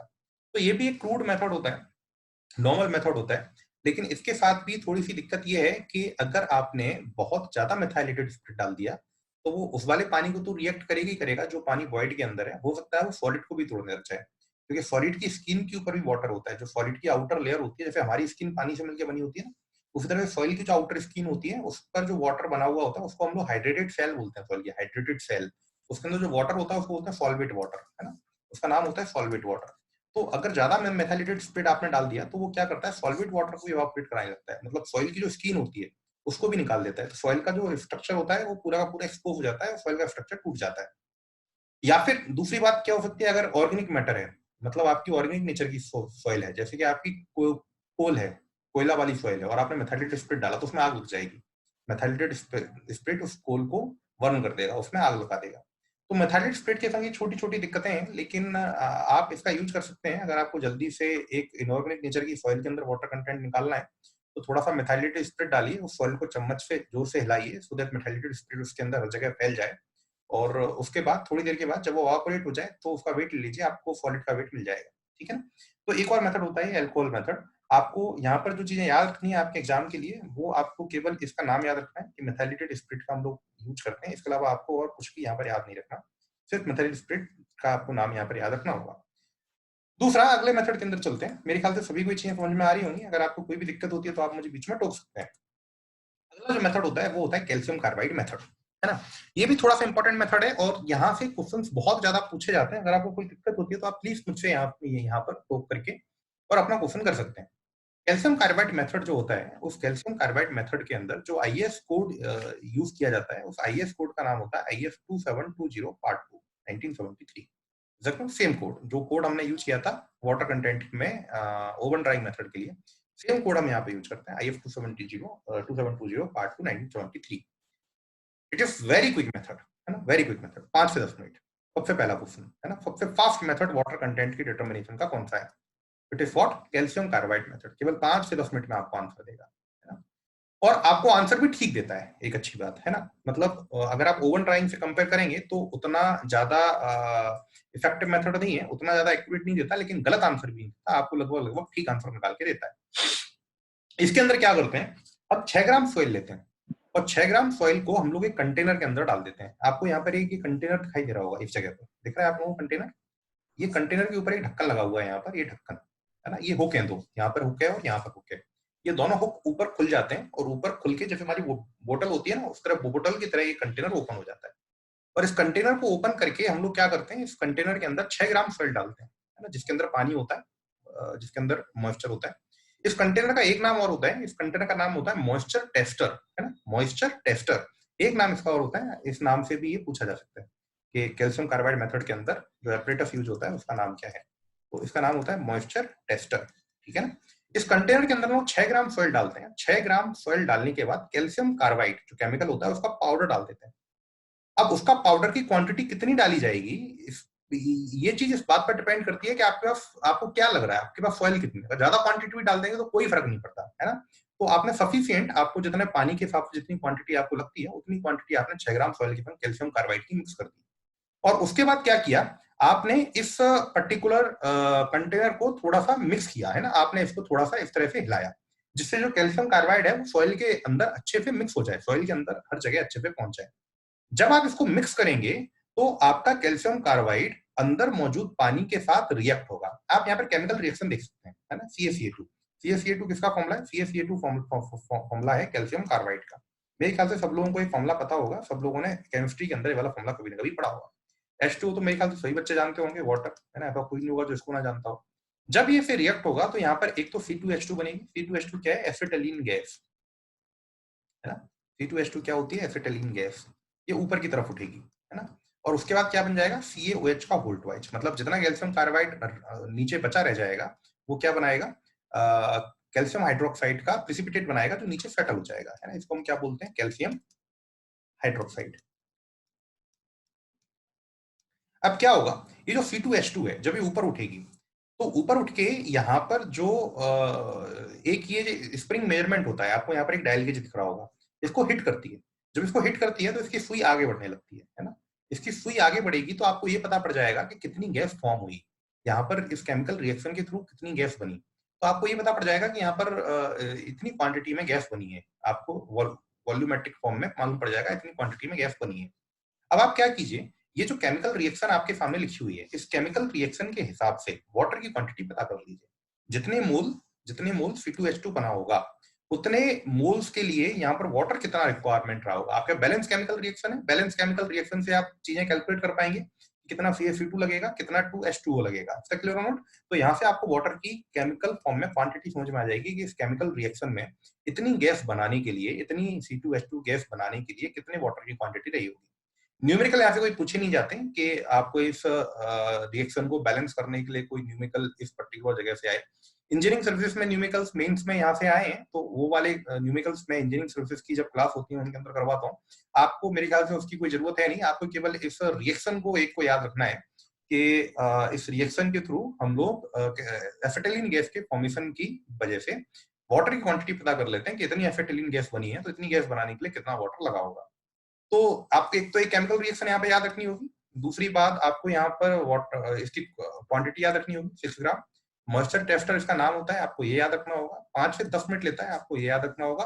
और वाटर कंटेंट तो पुराना वाला है, वाटर कंटेंट का IS कोड पुराना वाला है, ये आपको याद होगा। तो इतनी चीजें आपको यहाँ पर याद रखनी है, ठीक है। इसके बाद हम लोग आगे चलते हैं अगले मेथड के ऊपर। अगर अगले मेथड के ऊपर हम लोग पहुंचते हैं वाटर कंटेंट की डिटर्मिनेशन के, तो अगला मेथड होता है पिक्नोमीटर मेथड। अगेन थोड़ा सा बड़ा मेथड है, मैं आपको इसका फॉर्मूला बताऊंगा क्योंकि ये मेथड हमारे लिए हमारे एग्जाम में उतना इंपॉर्टेंट नहीं होता। एक बात इंपॉर्टेंट है कि पिक्नोमीटर क्या होता है, तो पहले हम लोग बात कर लेते हैं पिक्नोमीटर के ऊपर। पिक्नोमीटर कुछ नहीं है, ग्लास का कंटेनर होता है। मेरे ख्याल से आप सभी ने आपकी लैब के अंदर कभी ना कभी पिक्नोमीटर को देखा होगा। इसकी कैपेसिटी लगभग 900 ml होती है, 900 ml की कैपेसिटी होती है और 6 mm का इसके ऊपर एक ढक्कन होता है, मतलब होल होता है, ओपनिंग होती है 6 mm का, और उसके ऊपर एक कैप लगी होती है, ब्रास की कोनिकल कैप लगी होती है। यहाँ पर आप मेरे ख्याल से पिक्नोमीटर को देख पा रहे होंगे। एक ये कांच का एक कंटेनर होता है और उसके ऊपर ब्रास की एक कैप लगी होती है, 6 mm का एक डाया होल होता है, इसको हम लोग पिक्नोमीटर बोलते हैं। अब इस पिक्नोमीटर के अंदर हम लोग क्या करते हैं, सॉइल को डालते हैं, वाटर को मिक्स करते हैं और अपने वाटर कंटेंट को फाइंड आउट कर लेते हैं। अब उसका जो पूरा का पूरा तरीका होता है वो क्या होता है, सबसे पहले हम लोग एम्प्टी पिक्नोमीटर रखते हैं। यहाँ पर आपको दिख रहा होगा ये खाली पिक्नोमीटर है। खाली पिक्नोमीटर का वजन ले लेते हैं। लेट अस सपोज दैट इसका जो वजन है वो m1 आया। आप m1 मास यहाँ पर लेके चल रहे हैं, आप चाहे तो वेट के फॉर्म में भी कैलकुलेशन कर सकते हैं, सेम फॉर्मूला रहेगा, कुछ भी अंतर नहीं आएगा, m की जगह w आ जाएगा। तो हमने एम्प्टी पिक्नोमीटर का मास या वेट निकाल लिया, लेट्स सपोज दैट m1। उसके बाद हमने वेट सॉइल रखी, मॉइस्ट सॉइल रखी। अब यहाँ पर कंफ्यूज मत होइएगा कि वाटर अलग से ऊपर क्यों दिख रहा है, सॉलिड अलग से नीचे क्यों दिख रहे हैं। ये असल में फेज डायग्राम दिखाया गया है ना। मैंने आपको बताया था कि हम लोग थ्योरेटिकल पर्पस के लिए फेज डायग्राम बना के सॉइल को दिखाते हैं। इसका मतलब ये नहीं होता कि वाकई में सॉइल ऐसी है ना। ये सॉलिड और वाटर एक दूसरे में अच्छी तरह से मिक्स होते हैं। फेज डायग्राम का मतलब क्या होता है, हम इनको इंडिविजुअली एक दूसरे से सेपरेट करके अलग अलग दिखा रहे हैं, केवल रिप्रेजेंटेशन के लिए, थ्योरेटिकल रिप्रेजेंटेशन के लिए। तो हमने यहाँ पर ये फेज डायग्राम दिखाया, वाटर और सॉलिड को एक दूसरे से अलग कर करके दिखा दिया। उसके बाद हमने इसमें और वाटर डाला। कितना वाटर डाला हमने, इसको टॉप तक भर दिया, एकदम टॉप तक पानी से भर दिया है ना पिक्नोमीटर को, और उसका मास ले लिया m3। तो हमारे पास 3 मास आ गए, m1, m2 और m3। उसके बाद हमने क्या किया, इस पूरे पिक्नोमीटर को खाली किया है ना। इस पूरे पानी को भी बाहर निकाल दिया, इस पूरे सॉलिड को भी बाहर निकाल दिया, इन सबको हमने बाहर निकाल दिया। और उसके ऊपर इसके बाद इस पिक्नोमीटर को केवल किससे भर दिया, वाटर से भर दिया, केवल इसको पानी से भर दिया। और पानी भरने के बाद इसका एक और वजन ले लिया m4। ठीक है, इसके बाद एक डेरिवेशन यहाँ पे इन्वॉल्व होता है। मैं उस डेरिवेशन को आपके लिए छोड़ रहा हूँ क्योंकि आपको उसकी कोई जरूरत नहीं है, हमें केवल फॉर्मूले से काम चल जाएगा। उसके बाद वाटर कंटेंट का एक फॉर्मूला होता है। वाटर कंटेंट का फॉर्मूला दिया जाता है m2 - m1 upon m3 - m4 into g-1 upon g-1 into 100। ये फॉर्मूला होता है, इस फॉर्मूले से आपको वाटर कंटेंट पता पड़ जाएगा। यहाँ पर m1 क्या है, m2 क्या है, m3 क्या है, m4 क्या है, ये मेरे ख्याल से आप सभी को पता होगा। m1 एम्प्टी पिक्नोमीटर का वेट है, m2 मॉइस्ट सॉइल रखने के बाद पिक्नोमीटर का वेट है, m3 सॉइल के साथ साथ ऊपर तक पानी भर के वेट है, m4 सॉइल निकाल कर और ऊपर तक पानी भरने के बाद पिक्नोमीटर का वेट है। ठीक है, और जीए तो आप जानते हैं एब्सोल्यूट स्पेसिफिक ग्रेविटी होती है। तो उसके बाद आप इस फॉर्मूले से वाटर कंटेंट को फाइंड आउट कर सकते हैं। न्यूमेरिकल्स मेरे ख्याल से नहीं आएंगे, लेकिन फॉर्मूला पूछा जा सकता है कि पिक्नोमीटर का वाटर कंटेंट का फॉर्मूला क्या होता है, तो वहां पर आपको ये चीजें थोड़ा सा याद रखनी होंगी। अगला मेथड लेते हैं। अगला मेथड होता है रेडिएशन मेथड। अगेन एक एडवांस्ड मेथड है, और यहाँ से सिर्फ एक चीज पूछी जाती है कि किस मटेरियल का यूज किया जाता है। इसके अंदर सबसे ज्यादा क्वेश्चन यही पूछा जाता है। तो कोबाल्ट 60 एक मटेरियल होता है, यहाँ पर कहीं लिखा होगा, ये लिखा हुआ है कोबाल्ट 60 है ना। ये कोबाल्ट 60 मटेरियल होता है जिसका इस पर्टिकुलर मेथड के अंदर यूज किया जाता है। मैं जल्दी से आपको वाला मेथड बता देता हूँ। ये इन सिटू मेथड होता है। इन सिटू मेथड का मतलब क्या होता है, इन सिटू मेथड का मतलब होता है कि यहाँ पर सैंपलिंग करने की जरूरत नहीं पड़ेगी, sampling is not required. Field पे जाकर as it is, sampling is not required. Field पे जाकर के एज इट इज जितना वाटर कंटेंट होगा वो आपको निकाल करके ये वाला मेथड बता देगा। यहाँ पर हम लोग क्या करते हैं, हम लोग फील्ड के ऊपर जाते हैं, और फील्ड के ऊपर जाके हम लोग 2 होल करते हैं। जब बोरिंग होती है ना, बोरिंग करने के लिए हम लोग होल करते हैं। सेम उसी तरह से हम लोग 2 वो बोर होल बनाते हैं, जैसा आपको यहाँ पर दिख रहा होगा। ये मेरा बोर होल है, ये एक बोर होल है ए, और ये बी दूसरा मेरा बोर होल मैंने नीचे किया। इस बोर होल के अंदर स्टील केसिंग डालकर, स्टील केसिंग मतलब स्टील का पाइप चारों तरफ, जैसे मिट्टी, ये जो हम लोग डिटेक्टर और इमीटर यहाँ पर डाल रहे हैं उसमें कोई दिक्कत ना है। अब हम लोग क्या करते हैं, इस बोर होल के अंदर एक बोर होल में कैप्सूल डालते हैं और एक बोर होल में डिटेक्टर डालते हैं। कैप्सूल बेसिकली क्या होता है, कैप्सूल बेसिकली इमीटर होता है जो इमिट करता है ना, कोबाल्ट 60 के रेडिएशन को इमिट करता है। तो यहाँ पर एक कैप्सूल डाल दिया। इस कैप्सूल से क्या होगा, इस डायरेक्शन में कोबाल्ट 60 के रेडिएशन जाएंगे, radio active. Cobalt 60 radio active material है ना, तो रेडियो एक्टिव रेज यहाँ से निकलेंगी और रेडियो एक्टिव रेज आगे बढ़ेंगी इस सॉइल के अंदर। आगे बढ़ के यहाँ पर जो डिटेक्टर मौजूद है, ये डिटेक्टर उन कोबाल्ट 60 की रेस को कैच करेगा कि यहाँ से कितनी रेस निकली और यहाँ पर आने के बाद कितनी रेस मुझे कोबाल्ट 60 की इस पर्टिकुलर डिटेक्टर के अंदर मिली। अब बीच में क्या होगा, पानी है। पानी के अंदर क्या है, हाइड्रोजन के एटम्स हैं। हाइड्रोजन के एटम्स क्या करते हैं, रेडियो एक्टिव मटेरियल को अपने अंदर स्टोर कर लेते हैं, एब्जॉर्ब कर लेते हैं। तो जब यहाँ से जब ये रेडिएशंस निकलेंगे कोबाल्ट 60 के, और जब रेडिएशंस यहाँ पर पहुंचेंगे, तो जितने रेडिएशन यहाँ से निकल रहे हैं उतने रेडिएशन यहाँ पर पहुंच नहीं पाएंगे। ये बीच में सॉइल के वॉइड्स में पानी भरा हुआ है, पानी के अंदर हाइड्रोजन के एटम्स हैं। वो हाइड्रोजन के एटम्स क्या करेंगे, उस पर्टिकुलर रेडिएशन को थोड़ा सा एब्जॉर्ब कर लेंगे। अब यहाँ पर रेडिएशन का कितना लॉस हुआ है ना, वही लॉस हमें ये बता देगा कि कितने हाइड्रोजन के एटम यहाँ पर मौजूद थे। और जितने हाइड्रोजन के एटम यहाँ पे मौजूद थे, हम उसको रिलेट कर लेंगे कितना पानी यहाँ पर मौजूद था। इस चीज को अलग से देखने की जरूरत नहीं होती। यहाँ पर एक डायल गेज लगा हुआ होता है या फिर एक डिजिटल मीटर लगा हुआ होता है, और वो डिजिटल मीटर हमें सीधे बता देता है कि यहाँ पर इतना वाटर कंटेंट है। सीधे वाटर कंटेंट की वैल्यू लिख के आ जाती है। मैकेनिज्म क्या होती है, मैकेनिज्म सेम होती है, कितना रेडिएशन लॉस हुआ, जितना लॉस्ट रेडिएशन है उसको हम लोग रिलेट कर लेते हैं कि कितने हाइड्रोजन के एटम रहे होंगे। जितने हाइड्रोजन के एटम रहे होंगे उससे हम लोग रिलेट कर लेते हैं कि यहाँ पर उतना पानी बीच में रहा होगा। अब यहाँ पर जो चीज आपको थोड़ा सा इंपॉर्टेंटली याद रखनी है वो ये याद रखनी है कि मेथड बहुत अच्छा है, सब कुछ बहुत अच्छा है, सब कुछ ठीक है, लेकिन यहाँ पर जो मटेरियल यूज किया जा रहा है उस मटेरियल का नाम क्या है? कोबाल्ट 60। कोबाल्ट 60 एक radio active material. Radio active material बहुत महंगे होते हैं, रेडियो एक्टिव मटेरियल इतने सस्ते नहीं होते कि उनको आप आसानी से यूज कर सकें। तो छोटू हमको ये बताने के लिए आया है। छोटू क्या बोल रहा है कि however it is an accurate method, अच्छा मेथड है for the determination of water content of in situ soil deposits, but it is not used widely since it uses cobalt 60 which is a radioactive material and proves too costly। अगर आपको छोटा सा test करना है तो उसकी cost लाखों में आती है यहाँ पर वाटर कंटेंट को करने की, इसलिए इस पर्टिकुलर मेथड का हम लोग यूज नहीं कर पाते क्योंकि कोबाल्ट 60 का यूज करना थोड़ा सा मुश्किल होता है। ठीक है, तो ये हमारे वाटर कंटेंट के 7 मेथड थे। एक मेथड लास्ट में हम लोग का बचा हुआ है जिसके ऊपर, लेकिन रेडियो ये वाला जो कोबाल्ट 60 वाला है वो मोस्ट एक्यूरेट होगा ना ओवन ड्राई से भी ज्यादा, लेकिन यूज नहीं होता ना। हाँ मतलब एक्यूरेसी में तो यही वाला। आईएस कोड इसको फुलफिल नहीं करते। अच्छा अच्छा ठीक है, इसलिए हम इस मेथड को अपनी लिफ्टिंग के अंदर रखते नहीं है। ये मैंने केवल इसलिए पढ़ाया क्योंकि क्वेश्चन ये आया है कि रेडिएशन मेथड में कौन से मटेरियल का यूज होता है ना, फिर पढ़ाया हुआ है। जो मोस्ट एक्यूरेट मेथड माना गया है विवेक, वो वाटर कंटेंट ही माना गया है। सर एक और क्वेश्चन पूछूं, वो बहुत देर हाँ। से पूछना चाह रहा था मैं।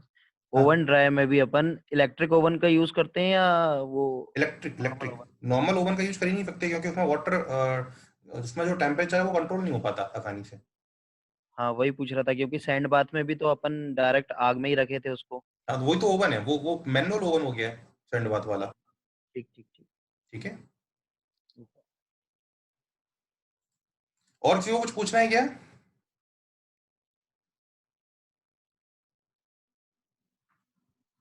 सर हाँ, सैंड बाथ में अपन 60 to 70 डिग्री तक टेम्परेचर यानी जनरली रखते हैं।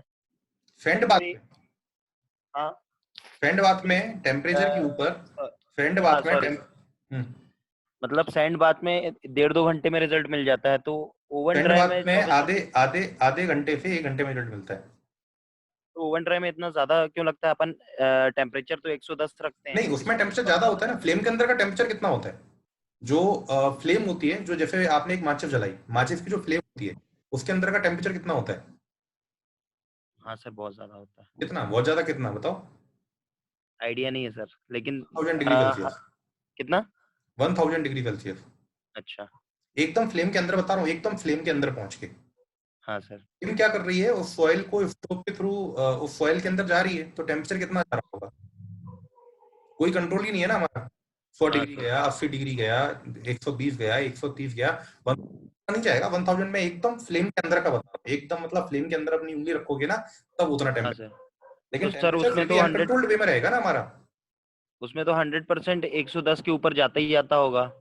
नहीं, उसमें तो कांस्टेंट रहता है, 110 के ऊपर ही कांस्टेंट रहता है। देखो नहीं सैंड बात में तुम्हारे दिमाग में एक ये कंफ्यूजन है, मैं अगर उसको ठीक तरीके से समझ पा रहा हूँ तो मैं उसको दूर करने की कोशिश करता हूँ। तुम्हारे दिमाग में ये कंफ्यूजन आ रहा है कि अगर हमने सॉइल का temperature let us suppose Celsius कर दिया, तो 150 डिग्री सेल्सियस करने पर ही उसका क्रिस्टलाइन स्ट्रक्चर ऐसा नहीं होता विवेक। हाँ सर। ओवन ड्राइंग के अंदर क्या होता है? टेम्परेचर बहुत ज्यादा देर तक रहता है। सॉइल टेम्परेचर को सहन कर सकती है, लेकिन अगर आपने 150 डिग्री सेल्सियस का टेम्परेचर 24 घंटे तक मेंटेन कर दिया या लंबे टाइम तक मेंटेन हाँ, कर, तब क्रिस्टलाइन स्ट्रक्चर ब्रेक होते हैं। बात समझ में आ रही है? अल्कोहल मेथड के अंदर हो सकता है 200 डिग्री सेल्सियस जा रहा हो, 300 डिग्री सेल्सियस जा रहा हो, लेकिन उसके अंदर टेम्परेचर का वेरिएशन हो रहा है और बहुत कम टाइम के लिए हो रहा है, केवल आधे घंटे के लिए। इसलिए पानी जल्दी से क्या हो जाएगा? जाएगा अगर 200 डिग्री सेल्सियस का टेम्परेचर भी रहा। ओवन ड्राइंग के अंदर टेम्परेचर की लिमिट इसलिए दी जाती है क्योंकि वहां पे 24 घंटे हैं। 24 घंटे तक अगर तुमने 150 डिग्री मेंटेन कर दिया ना, तब सॉइल का स्ट्रक्चर ब्रेक होगा। बात समझ में आ रही है? तो ठीक सर। जो हमारा सैंड बाथ मेथड है उसके अंदर टेम्परेचर बहुत ज्यादा होता है, 110 डिग्री सेल्सियस से बहुत ज्यादा रहता है, क्योंकि वो तो फ्लेम के ऊपर सीधे रख दिया ना हमने सॉइल सैंपल को। लेकिन टाइम कम है ना, इसीलिए इतनी आसानी से हमारा जो क्रिस्टलाइन स्ट्रक्चर है वो ब्रेक नहीं होता। ठीक है, ठीक सर। और किसी को कुछ पूछना है क्या? हेलो। हाँ सर वो जो आपने बताया ना कल ओवन ड्राई मेथड का, जो आपने बताया था कि W1 W2 का फॉर्मूला आपके कुबेस्ता से याद करना है। सर वो एक बार बस से बता दीजिए। इसका ओवन ड्राइंग का हाँ सर, स्टार्टिंग वाला। अपन इसको लेक्चर के लास्ट में ले लें शुभम, हाँ ठीक है सर। है ना? जब सर जिन बच्चों को जाना होगा ना वो चले जाएंगे, तो मुझे लास्ट में याद दिलाना, मैं बाद में स्लाइड पीछे लेके ठीक है? सर चलिए वो आगे। होस्ट बना दीजिएगा मुझको 2 मिनट। विकास सर क्या चले गए क्या? हूँ मैं, आप मेरे को होस्ट बना दीजिएगा। अच्छा, विकास सर ही हैं।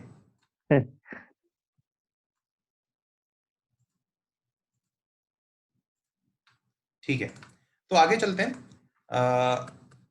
हमारा जो लास्ट मेथड होता है it is torsional balance method. Again same IS code है ना, आपको एक ही आईएस कोड याद रखना है, same IS code water content के लिए। टॉर्सन बैलेंस मेथड क्या होता है थोड़ा अच्छे से समझेंगे। 2 क्वेश्चन यहाँ पे पूछे गए हैं आज तक, मैं दोनों क्वेश्चन आपको बाद में बताऊंगा, पहले मेथड को थोड़ा अच्छे से समझेंगे। सॉइल्स के संग एक छोटी सी दिक्कत होती है, लाइक जो क्लेस होती है ना, क्लेस के संग ये दिक्कत थोड़ी ज्यादा होती है। जैसे लेट अस सपोज दैट आपने ओवन ड्राइंग मेथड किया, है ना?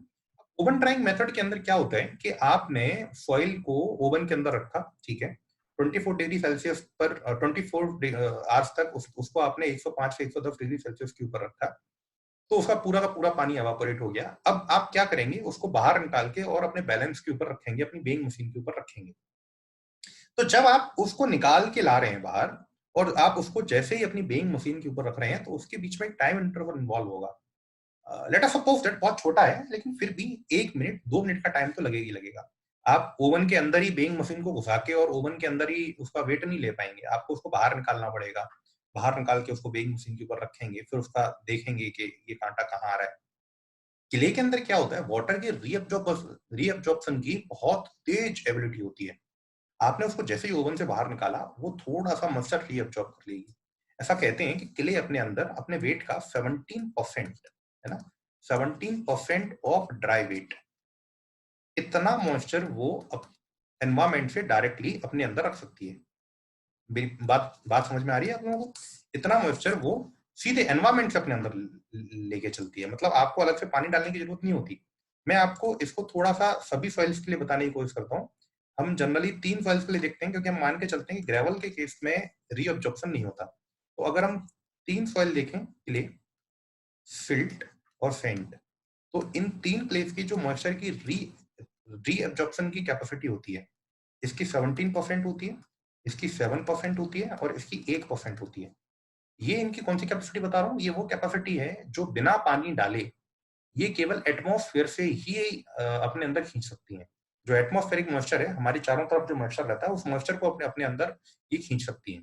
तो क्ले की मॉइस्चर की रीअब्जॉर्प्शन की कैपेसिटी बहुत तेज होती है। तो क्ले के संग क्या दिक्कत होती है कि आपने ओवन ड्राइंग मेथड किया, और ओवन ड्राइंग मेथड आपने बढ़िया उसको ओवन के अंदर रखा, लेकिन ओवन से बाहर निकाल के आप जैसे ही बेइंग मशीन पर लाए, इस दौरान उसने थोड़ा सा मॉइस्चर एटमॉस्फेयर से फिर से एब्जॉर्ब कर लिया, और आपका पूरा का पूरा मेथड खत्म हो गया, क्योंकि आपने 24 घंटे इतनी मेहनत करी, लेकिन उसके फिर से मॉइस्चर को एब्जॉर्ब करने की वजह से वो सॉइल एकदम ड्राई नहीं रही। भले भी थोड़ा सा आया, 1% आया, 1.5% आया, लेकिन उसके अंदर कुछ ना कुछ मॉइस्चर फिर से आ गया। तो बड़ी दिक्कत वाली बात हो गई, और ओवन ड्राइंग मेथड में बहुत समस्या आने लगी। तो फिर एक नया मेथड बनाया गया, और उस मेथड को आईएस कोड ने नाम दिया torsional balance method. Torsional balance method के अंदर क्या होता है, हम लोग एक बेइंग मशीन लेते हैं, है ना, हम लोग एक बेइंग मशीन लेते हैं। विकास जी, मेरे लैपटॉप की बैटरी डाउन है, 2 मिनट में रिचार्ज इसको चार्जर कनेक्ट कर रहा हूँ।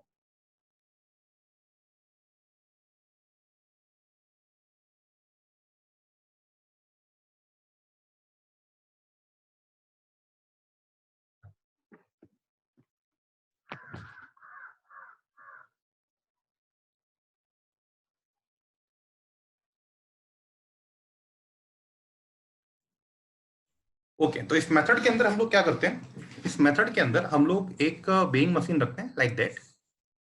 बेइंग मशीन मतलब तराजू, डिजिटल तराजू, कुछ नहीं होता बेइंग मशीन, है ना, एक तराजू को हम बेइंग मशीन बोलते हैं। और जैसे तराजू में दो पार्ट होते हैं ना, इसी तरह से इसमें 2 पार्ट होते हैं। एक साइड हम लोग क्या करते हैं, अपने मॉइस्ट सैंपल को रखते हैं। इस साइड हमारा क्या रख दिया हमने, मॉइस्ट सैंपल।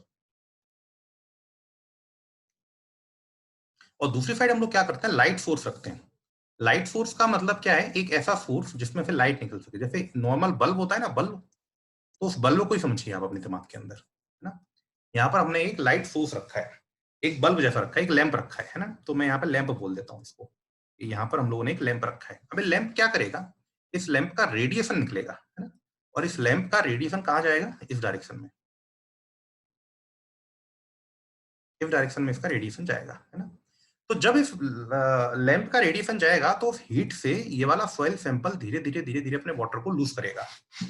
स्टार्टिंग में क्या था, जितना वेट लैंप का था ना, हमने उतने ही वेट का यहाँ पर क्या रखा था, उतने ही वेट का यहाँ पर सैंपल रखा था। जैसे 1 किलो वजन का सैंपल था तो हम कितने बल्ब लगाएंगे कि उनका वजन 1 किलो हो जाए। अगर हमारा 500 ग्राम का सॉइल सैंपल है तो हम कितने बल्ब लगाएंगे, इतने बल्ब लगाएंगे कि उनका वजन 500 ग्राम हो जाए। और जो हमारा तराजू है वो तराजू किस पर रहे, तो तराजू स्टार्टिंग में एग्जैक्ट 0 पर रहना चाहिए। हम इस तरीके से इस चीज को मैनेज करके चलते हैं। तो हमने सेम वेट के साथ रखा, तो यहाँ पर हमारा जो कांटा था वो कांटा हमारा कहाँ पर था, 0 पर, ठीक है। या डिजिटल हमारा 1 मीटर था, वो कहाँ पर था, 0 पर। अब इस लैंप की लगातार लाइट इस डायरेक्शन में आ रही थी और उस लैंप की लाइट क्या कर रही थी, इसको हीट कर रही थी। जैसे जैसे ये हीट हो रहा था, इसका पानी क्या हो रहा था, एवापोरेट हो रहा था।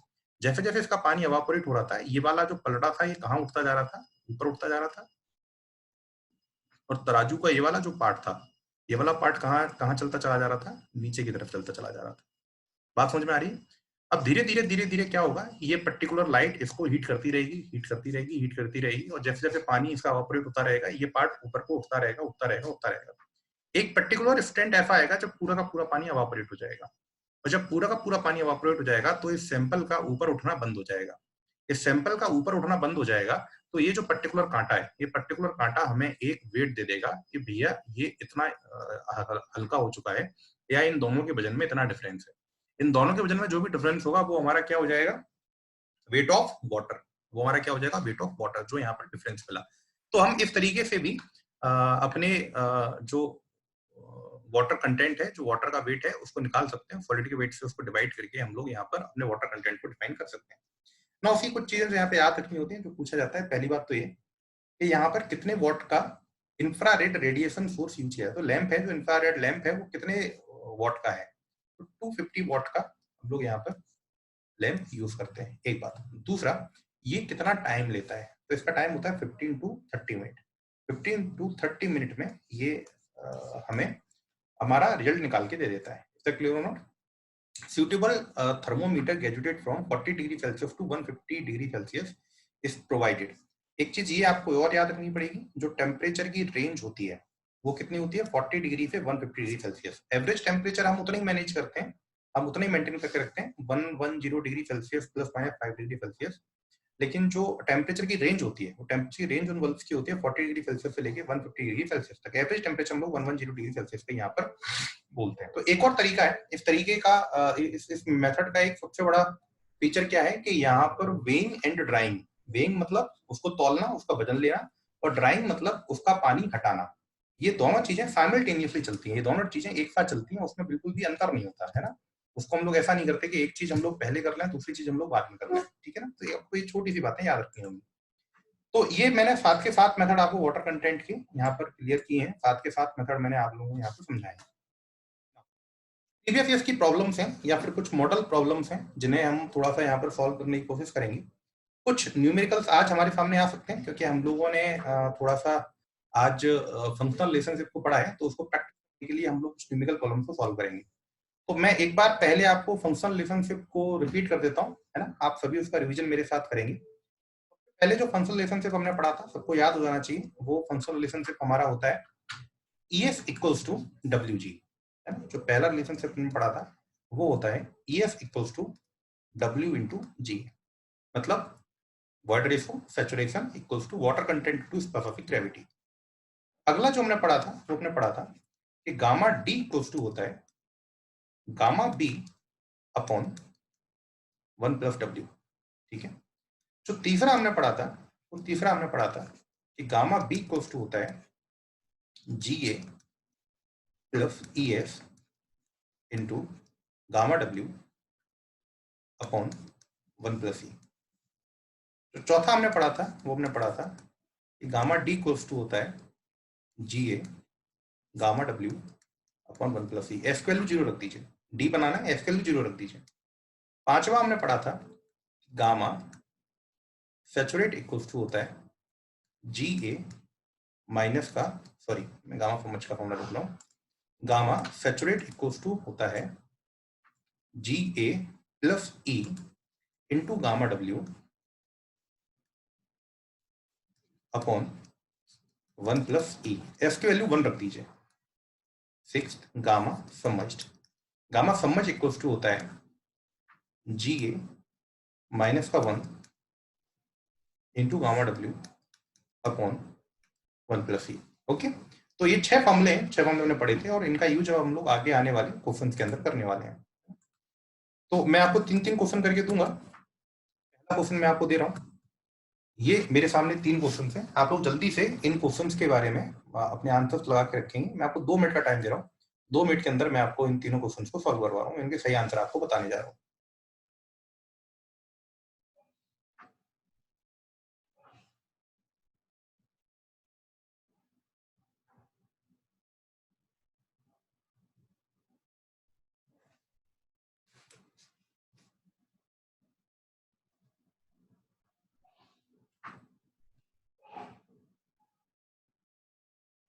आपको अगर गामा डब्ल्यू की जरूरत पड़ती है तो ऑब्जेक्टिव के अंदर हमेशा गामा डब्ल्यू को 10 किलो न्यूटन पर मीटर क्यूब या फिर 1 ग्राम पर सीसी या फिर 1000 किलोग्राम पर मीटर क्यूब लेके चलें, जो भी सूटेबल हो। ये वैल्यूज मैंने आपको कल पहली स्लाइड के अंदर बताई थी वाटर की यूनिट वेट की।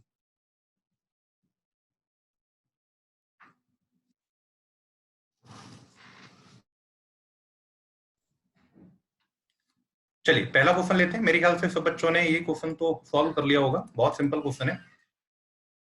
मैंने अब जो अंकित मुझसे स्टार्टिंग में पूछ रहा था कि सर आपने ये डेरिवेशन हमें करके क्यों बताए, तो जो 2 डेरिवेशन करके मैंने आपको बताए थे, अब उनका आपको मतलब समझ में आएगा कि मैंने आपको डेरिवेशन करके क्यों बताए थे, क्योंकि मैं आपको कुछ एप्लीकेशन समझाना चाहता था, जो एप्लीकेशंस आपको इस इन जगहों पर यूज होने वाले हैं। पहला क्वेश्चन लेते हैं और बहुत आसान क्वेश्चन है, हो सकता है कुछ बच्चे ना कर पाए जो सॉइल एकदम पहली बार पढ़ रहे हैं, तो उनको इतना परेशान होने की जरूरत नहीं है कि हम ये क्वेश्चन सॉल्व नहीं कर पा रहे हैं या फिर हमसे क्वेश्चन बन नहीं रहा है। तो आपको इतना परेशान होने की जरूरत नहीं है, आप इस क्वेश्चन को बड़ी आसानी से सॉल्व कर पाएंगे। नाउ सी क्लियरली, अगर आप पहला वाला क्वेश्चन देखते हैं तो पहले वाले क्वेश्चन के अंदर गिवन चीजें देखिए, आपको W की वैल्यू दिख रही है, W की वैल्यू आपको लिख के दे रहा है 40%, is that clear or not? उसके बाद वॉल्यूम ऑफ वाटर देखिए, आपको वॉल्यूम ऑफ वाटर लिख के दे रहा है 300 सीसी, सब कुछ लिख के दे दिया भाई, सब कुछ लिख के दे दिया। Gamma W unit weight of water क्या होता है? यूनिट वेट 30 सीसी है सर, 30 सीसी। हाँ, weight of water upon VW। मैंने यूनिट वेट का फॉर्मूला कई बार बताया हुआ है, यूनिट वेट का फॉर्मूला होता है वेट अपॉन वॉल्यूम। तो वाटर का यूनिट वेट क्या होगा? वाटर का यूनिट वेट होगा unit weight weight of water upon volume of water. अब वेट ऑफ वाटर आपको नहीं दिया हुआ है, कोई बात नहीं, देखते हैं। लेकिन आपको क्या दिया हुआ है यहाँ पर? आपको वाटर कंटेंट और VW दिया हुआ है। तो गामा डब्ल्यू की वैल्यू देखिए, आपको VW सीसी में दिया है तो ग्राम पर सीसी में वैल्यू रखिए। ग्राम पर सीसी में वैल्यू क्या होती है VW की? 1 ग्राम पर सीसी इक्वल्स टू क्या हो जाएगा? WW वेट ऑफ वाटर मुझे निकालना है, और नीचे क्या हो जाएगा? VW मतलब वॉल्यूम ऑफ वाटर। ये कितना दिया हुआ है मुझे? 30 सीसी। तो यहाँ से WW क्या मिला है ना, यहाँ से WW आपको मिलेगा, WW वेट ऑफ वाटर आपको मिलेगा 30 ग्राम। ठीक है, कोई कैलकुलेटर की जरूरत नहीं है यहाँ तक, 30 ग्राम। इसके बाद आपको वेट ऑफ वाटर मिल गया। वाटर कंटेंट का फॉर्मूला आप जानते हैं, वाटर कंटेंट का फॉर्मूला क्या होता है? Weight of water upon weight of solid. तो यहाँ से आप केवल कितना काम कीजिए, यहाँ से आप केवल कितना काम कीजिए कि W का फॉर्मूला देख लीजिए। वेट ऑफ वाटर कितना हो गया आपका? 30 ग्राम अपॉन W सॉलिड को W सॉलिड रखिए, और वाटर कंटेंट को कितना रख दीजिए? वाटर कंटेंट को रख दीजिए 0.4। That's it. यहाँ से आपका W सॉलिड निकल के आ जाएगा, और W सॉलिड ही क्या होता है? Weight of water. Is that clear or not? तो बहुत सिंपल है, आप मेरे ख्याल से बड़ी आसानी से इसको सॉल्व कर सकते हैं, आपको कोई ज्यादा दिक्कत इसके अंदर नहीं आएगी। नाउ सी, अगला हम लोग क्वेश्चन लेते हैं। अगले क्वेश्चन के अंदर वो हमसे क्या बोल रहा है कि soil has water content of 350%। The type of soil, मैंने आपको बहुत बार बता दिया ये तो, कि एक ब्लैक कॉटन सॉइल होती है, जो ब्लैक कॉटन सॉइल 350% तक वाटर को अपने अंदर एब्जॉर्ब कर सकती है। इसका सही आंसर क्या होगा? क्ले। बिल्कुल सही, क्ले द करेक्ट आंसर। अगला, the bulk density of soil mass below ground water table is equal to, ये भी आपको कई बार बताया हुआ है मैंने, सबमर्ज्ड सॉइल है ना, तो इसको भी आप लोग मेरे ख्याल से बहुत अच्छे से सॉल्व कर पाएंगे। 3 क्वेश्चन और आ रहे हैं आपके सामने, जल्दी से सॉल्व करेंगे, बहुत सिंपल क्वेश्चन दे रहा हूँ। जल्दी सॉल्व करके बताएंगे। अगेन मैं आपको 2 मिनट का टाइम दे रहा हूँ, 2 मिनट में तीनों न्यूमेरिकल है लेकिन जल्दी सॉल्व होंगे।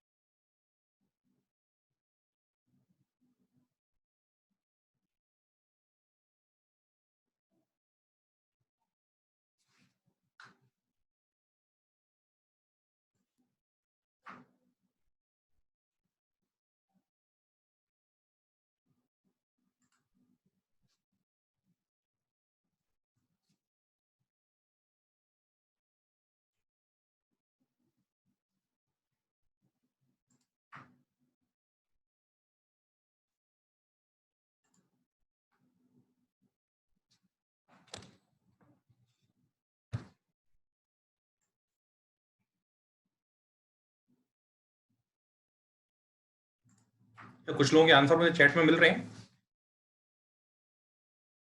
यहाँ नंबरिंग थोड़ी सी मैं ठीक कर देता हूँ।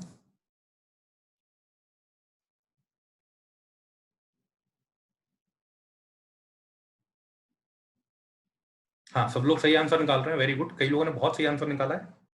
दूसरा वाला 6th नंबर का क्वेश्चन जल्दी से अटेम्प्ट करेंगे, 7th नंबर का क्वेश्चन जल्दी से अटेम्प्ट करेंगे। हाँ श्याम बिल्कुल सही को सही आंसर निकाला है। विशाल सही आंसर आया है, पंकज का भी सही आंसर है, सत्यम का भी बिल्कुल सही आंसर आया है।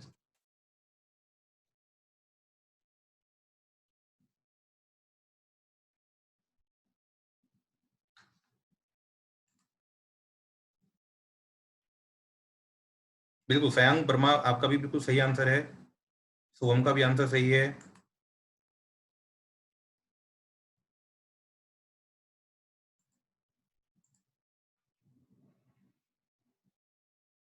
हाँ अंकित मालवी आपका आंसर भी सही है।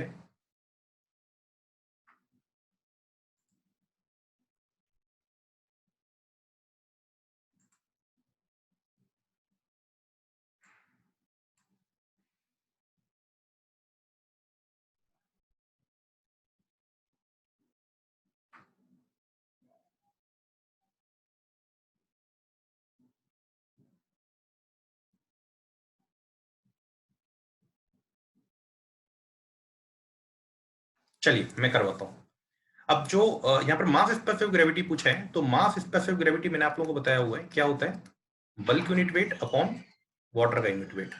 तो बल्क यूनिट वेट निकाल लीजिए। बल्क यूनिट वेट क्या होता है, weight of soil upon volume of soil. तो यहाँ पे बल्क यूनिट वेट क्या हो गया, टोटल वेट कितना है 50 ग्राम अपॉन आपका वॉल्यूम कितना है 18 सीसी, तो कितना हो गया 15/18 ग्राम पर सीसी। इसके बाद जीएम निकाल लीजिए। जीएम कितना हो जाएगा 50/18 ग्राम पर सीसी। और वाटर का यूनिट वेट कितना होता है 1 ग्राम पर सीसी। इसको सॉल्व करेंगे तो आपको आंसर कितना मिल जाएगा 2.78। फर्स्ट का सी आंसर सही हो जाएगा। मोस्टली लोगों ने इसका आंसर एकदम सही निकाला। दूसरे तीसरे क्वेश्चन में छोटी छोटी आप लोगों को दिक्कत हुई होंगी, उन दिक्कतों को मैं आपको थोड़ा सॉल्व करवा देता हूँ। यहाँ बोलता है कि a fully saturated soil sample has a total volume of 50 cc and dry weight of 80 gram. The water content is equal to 25%. The specific gravity of soil is. अब ध्यान से देखिए कि यहाँ पर वो आपको एक तो ड्राई यूनिट वेट लिख के दे चुका है और दूसरा वो आपको वाटर कंटेंट की वैल्यू भी लिख करके दे चुका है और आपसे स्पेसिफिक ग्रेविटी निकालना चाहता है ना। और सैंपल क्या बोल रहा है कि सैंपल आपका एक फुल्ली सैचुरेटेड है ना, फुल्ली सैचुरेटेड सॉइल सैंपल है, उसका टोटल वेट उसने आपको लिख के दे दिया। अब फुल्ली सैचुरेटेड सॉइल सैंपल के लिए है ना, और फुल्ली सैचुरेटेड सॉइल सैंपल हम क्या जानते हैं कि एस की वैल्यू हमेशा कितनी होती है 1 होती है। ऐसा क्लियर नोट, तो एस की वैल्यू हमेशा 1 होती है, ये हम लोगों को पता है। दूसरी बात, गामा सैचुरेटेड की वैल्यू भी उसने लिख के दे दी। गामा सैचुरेटेड की वैल्यू लिख के दे दी 50 सीसी, सॉरी उसने हमको ड्राई वेट लिख के दिया हुआ है, मतलब उसने गामा डी की वैल्यू हमें लिख के दे दी है। तो गामा डी की वैल्यू उसने हमको लिख के दे दी, गामा डी इक्वल्स टू होता है डब्ल्यू सॉलिड या डब्ल्यू ड्राई, दोनों बातें एक ही होती हैं, डब्ल्यू सॉलिड और डब्ल्यू ड्राई। और नीचे क्या लिख के दे दिया उसने, वी सॉइल। देखिए सॉइल भले भी सैचुरेटेड कंडीशन में थी, लेकिन क्योंकि उसने वेट कौन सा दिया हुआ है, ड्राई वेट दिया हुआ है, तो किसी भी सॉइल का ड्राई डेंसिटी निकल सकता है, ड्राई न्यूट्रिएंट निकल सकता है। मैंने आपको बताया था केवल ड्राई वेट चाहिए। तो सॉइल भले भी सैचुरेटेड थी, लेकिन उस सॉइल को उसने कहां पर रख दिया था, उस सॉइल को उसने रख दिया था ओवन के अंदर, और उसके बाद ड्राई वेट निकाल दिया था। तो उसकी गामा डी हम निकाल सकते हैं। उसकी गामा डी कितनी निकल के आएगी, उसकी गामा डी निकल के आएगी 80 gram upon 50 CC. Is that clear or not? Gamma D का फॉर्मूला बताइए। गामा डी का फॉर्मूला होता है G A into gamma W upon 1 plus E. Is that clear or not? Gamma W की value हम लोग जानते हैं, ग्राम पर सीसी में सब कुछ चल रहा है, तो गामा डब्ल्यू की वैल्यू क्या हो जाएगी, 1 ग्राम पर सीसी। अब ई की वैल्यू यहाँ पर रखनी है, तो जीए की वैल्यू मिल जाएगी, गामा डी की वैल्यू हमारे पास है ना।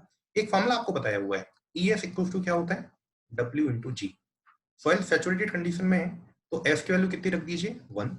ई की वैल्यू कितनी आ जाएगी, ई की वैल्यू आ जाएगी डब्ल्यू इंटू जी। ऐसा क्लियर नोट? इस वैल्यू को उठा के यहाँ पर रख दीजिए। अगर इस वैल्यू को उठा के यहाँ पर रखेंगे तो गामा डी की वैल्यू कितनी हो जाएगी, गामा डी की वैल्यू हो जाएगी G A upon 1 plus W into G. That's it. Gamma D की वैल्यू उसने आपको दे रखी है, गामा डी की वैल्यू उसने आपको कितनी दे रखी है, 80 अपॉन 50। और डब्ल्यू की वैल्यू उसने आपको कितनी दे रखी है, डब्ल्यू की वैल्यू उसने आपको दे के रखी हुई है 25%, है ना। केवल जीए अननोन है, इस इक्वेशन से आपको जीए की वैल्यू पता पड़ जाएगी, है ना, जितनी भी आएगी।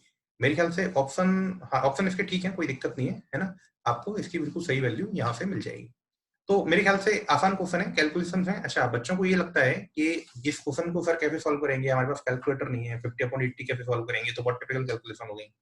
ये व्यापम 2015 का क्वेश्चन है, और ऐसे ही क्वेश्चन आया है, मैंने एज इट इज इस क्वेश्चन को उठा के ऐसे ही रखा है। अब हम इसमें कुछ कर नहीं सकते, हम किसी के सामने अपना बहाना नहीं बता सकते कि कैलकुलेटर तो अलाउ ही नहीं है, हम कैसे करेंगे। भाई उन्होंने क्वेश्चन दिया तो दिया, हम क्या कर सकते हैं उसके अंदर, ठीक है।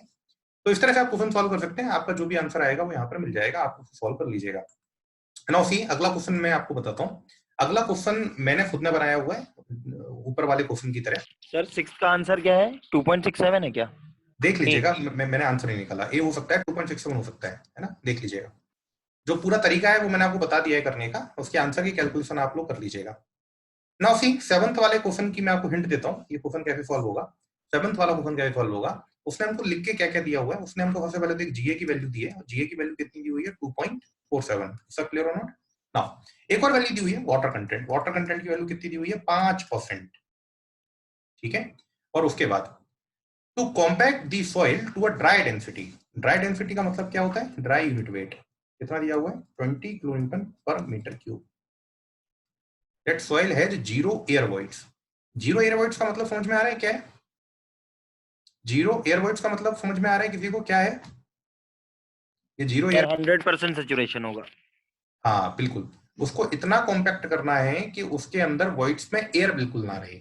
0 एयर वॉइड्स का ये मतलब बिल्कुल नहीं है, 0 एयर वॉइड्स का ये मतलब बिल्कुल नहीं है कि वॉइड 0 हो जाए, है ना। यहाँ पर वॉइड 0 नहीं हुए हैं, वॉइड 0 नहीं हुए हैं। मैंने आपको बताया था कि वॉइड कभी भी आप 0 नहीं कर सकते फ्री सॉइल के अंदर, है ना। यहाँ पर केवल क्या है, एयर 0 हो गई है, मतलब एयर 0 हो गई है, मतलब सॉइल आपकी कैसी हो चुकी है, एकदम सैचुरेट हो चुकी है ना। आपकी एस की वैल्यू क्या हो चुकी है, 1 हो चुकी है।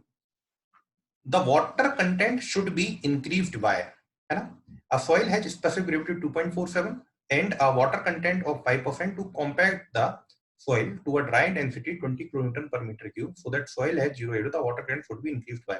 किसने इस क्वेश्चन को सॉल्व किया, क्या कोई मुझे बता सकता है? यस सर, 12% आ रहा है। कैसे सॉल्व किया? जी सर। कैसे सॉल्व किया? सर ये फुल्ली सैचुरेटेड सॉइल है तो गामा सैचुरेटेड वाला फॉर्मूला लगाया था सर। गामा सैचुरेटेड वाला फॉर्मूला लगाया, ठीक है, गामा सैचुरेटेड वाला फॉर्मूला लगाया। ड्राई डेंसिटी का क्या यूज किया, मैं केवल इतना जानना चाहता हूँ। सर ड्राई डेंसिटी के फॉर्मूले से भी निकाल सकते हैं। तुमने ड्राई डेंसिटी का यूज क्या किया है इसके अंदर, अभी कुछ किया? Gamma D is equal to G gamma W upon 1 plus E, और ई की जगह डब्ल्यू जी रख सकते हैं, तो उधर से जी की वैल्यू निकाल। नहीं, दोनों वैल्यू तो अलग है बेटा, दोनों वैल्यू सेम कैसे आ जाएंगी? और अगर तुम सैचुरेटेड यूनिट वेट का फॉर्मूला यहाँ पर तुमने लगाया, तो सैचुरेटेड यूनिट वेट की वैल्यू कितनी रखी तुमने? मेरी आवाज आ रही है तुम तक? सर मैंने गामा डी वाला फॉर्मूला लगाया था। हाँ ठीक है, किसी ने सैचुरेटेड यूनिट वेट के फॉर्मूला किया हो तो बताए मुझे। गामा डी के फंक्शन जिन लोगों ने किया वो ठीक है, किसी ने सैचुरेटेड यूनिट वेट के साथ अगर क्वेश्चन सॉल्व किया हो तो बताए। तुम्हारे अलावा किसी और ने क्वेश्चन सॉल्व किया हो तो बताए। सर कर रहा हूँ, 1 मिनट।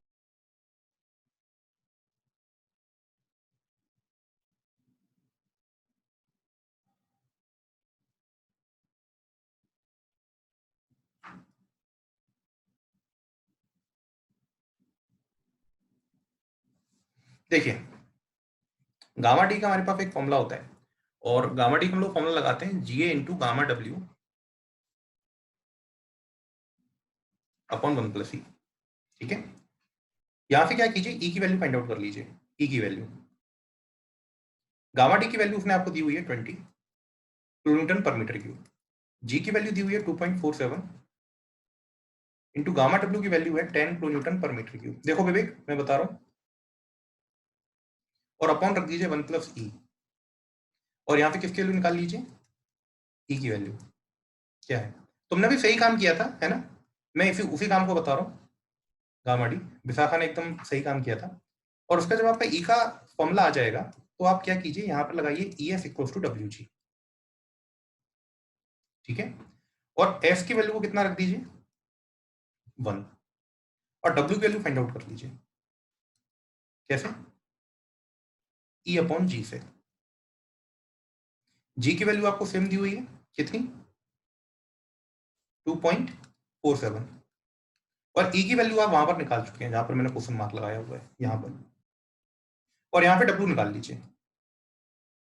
आपका जो भी डब्ल्यू आएगा, है ना, वो आपका वो डब्ल्यू होगा जब आप सॉइल को सैचुरेट कर चुके हैं। वो आपका वो वाला डब्ल्यू होगा जब आप सॉइल को सैचुरेट कर चुके हैं। उस डब्ल्यू में से इस 5% को माइनस कर दीजिए। ये बात समझ में आ रही है?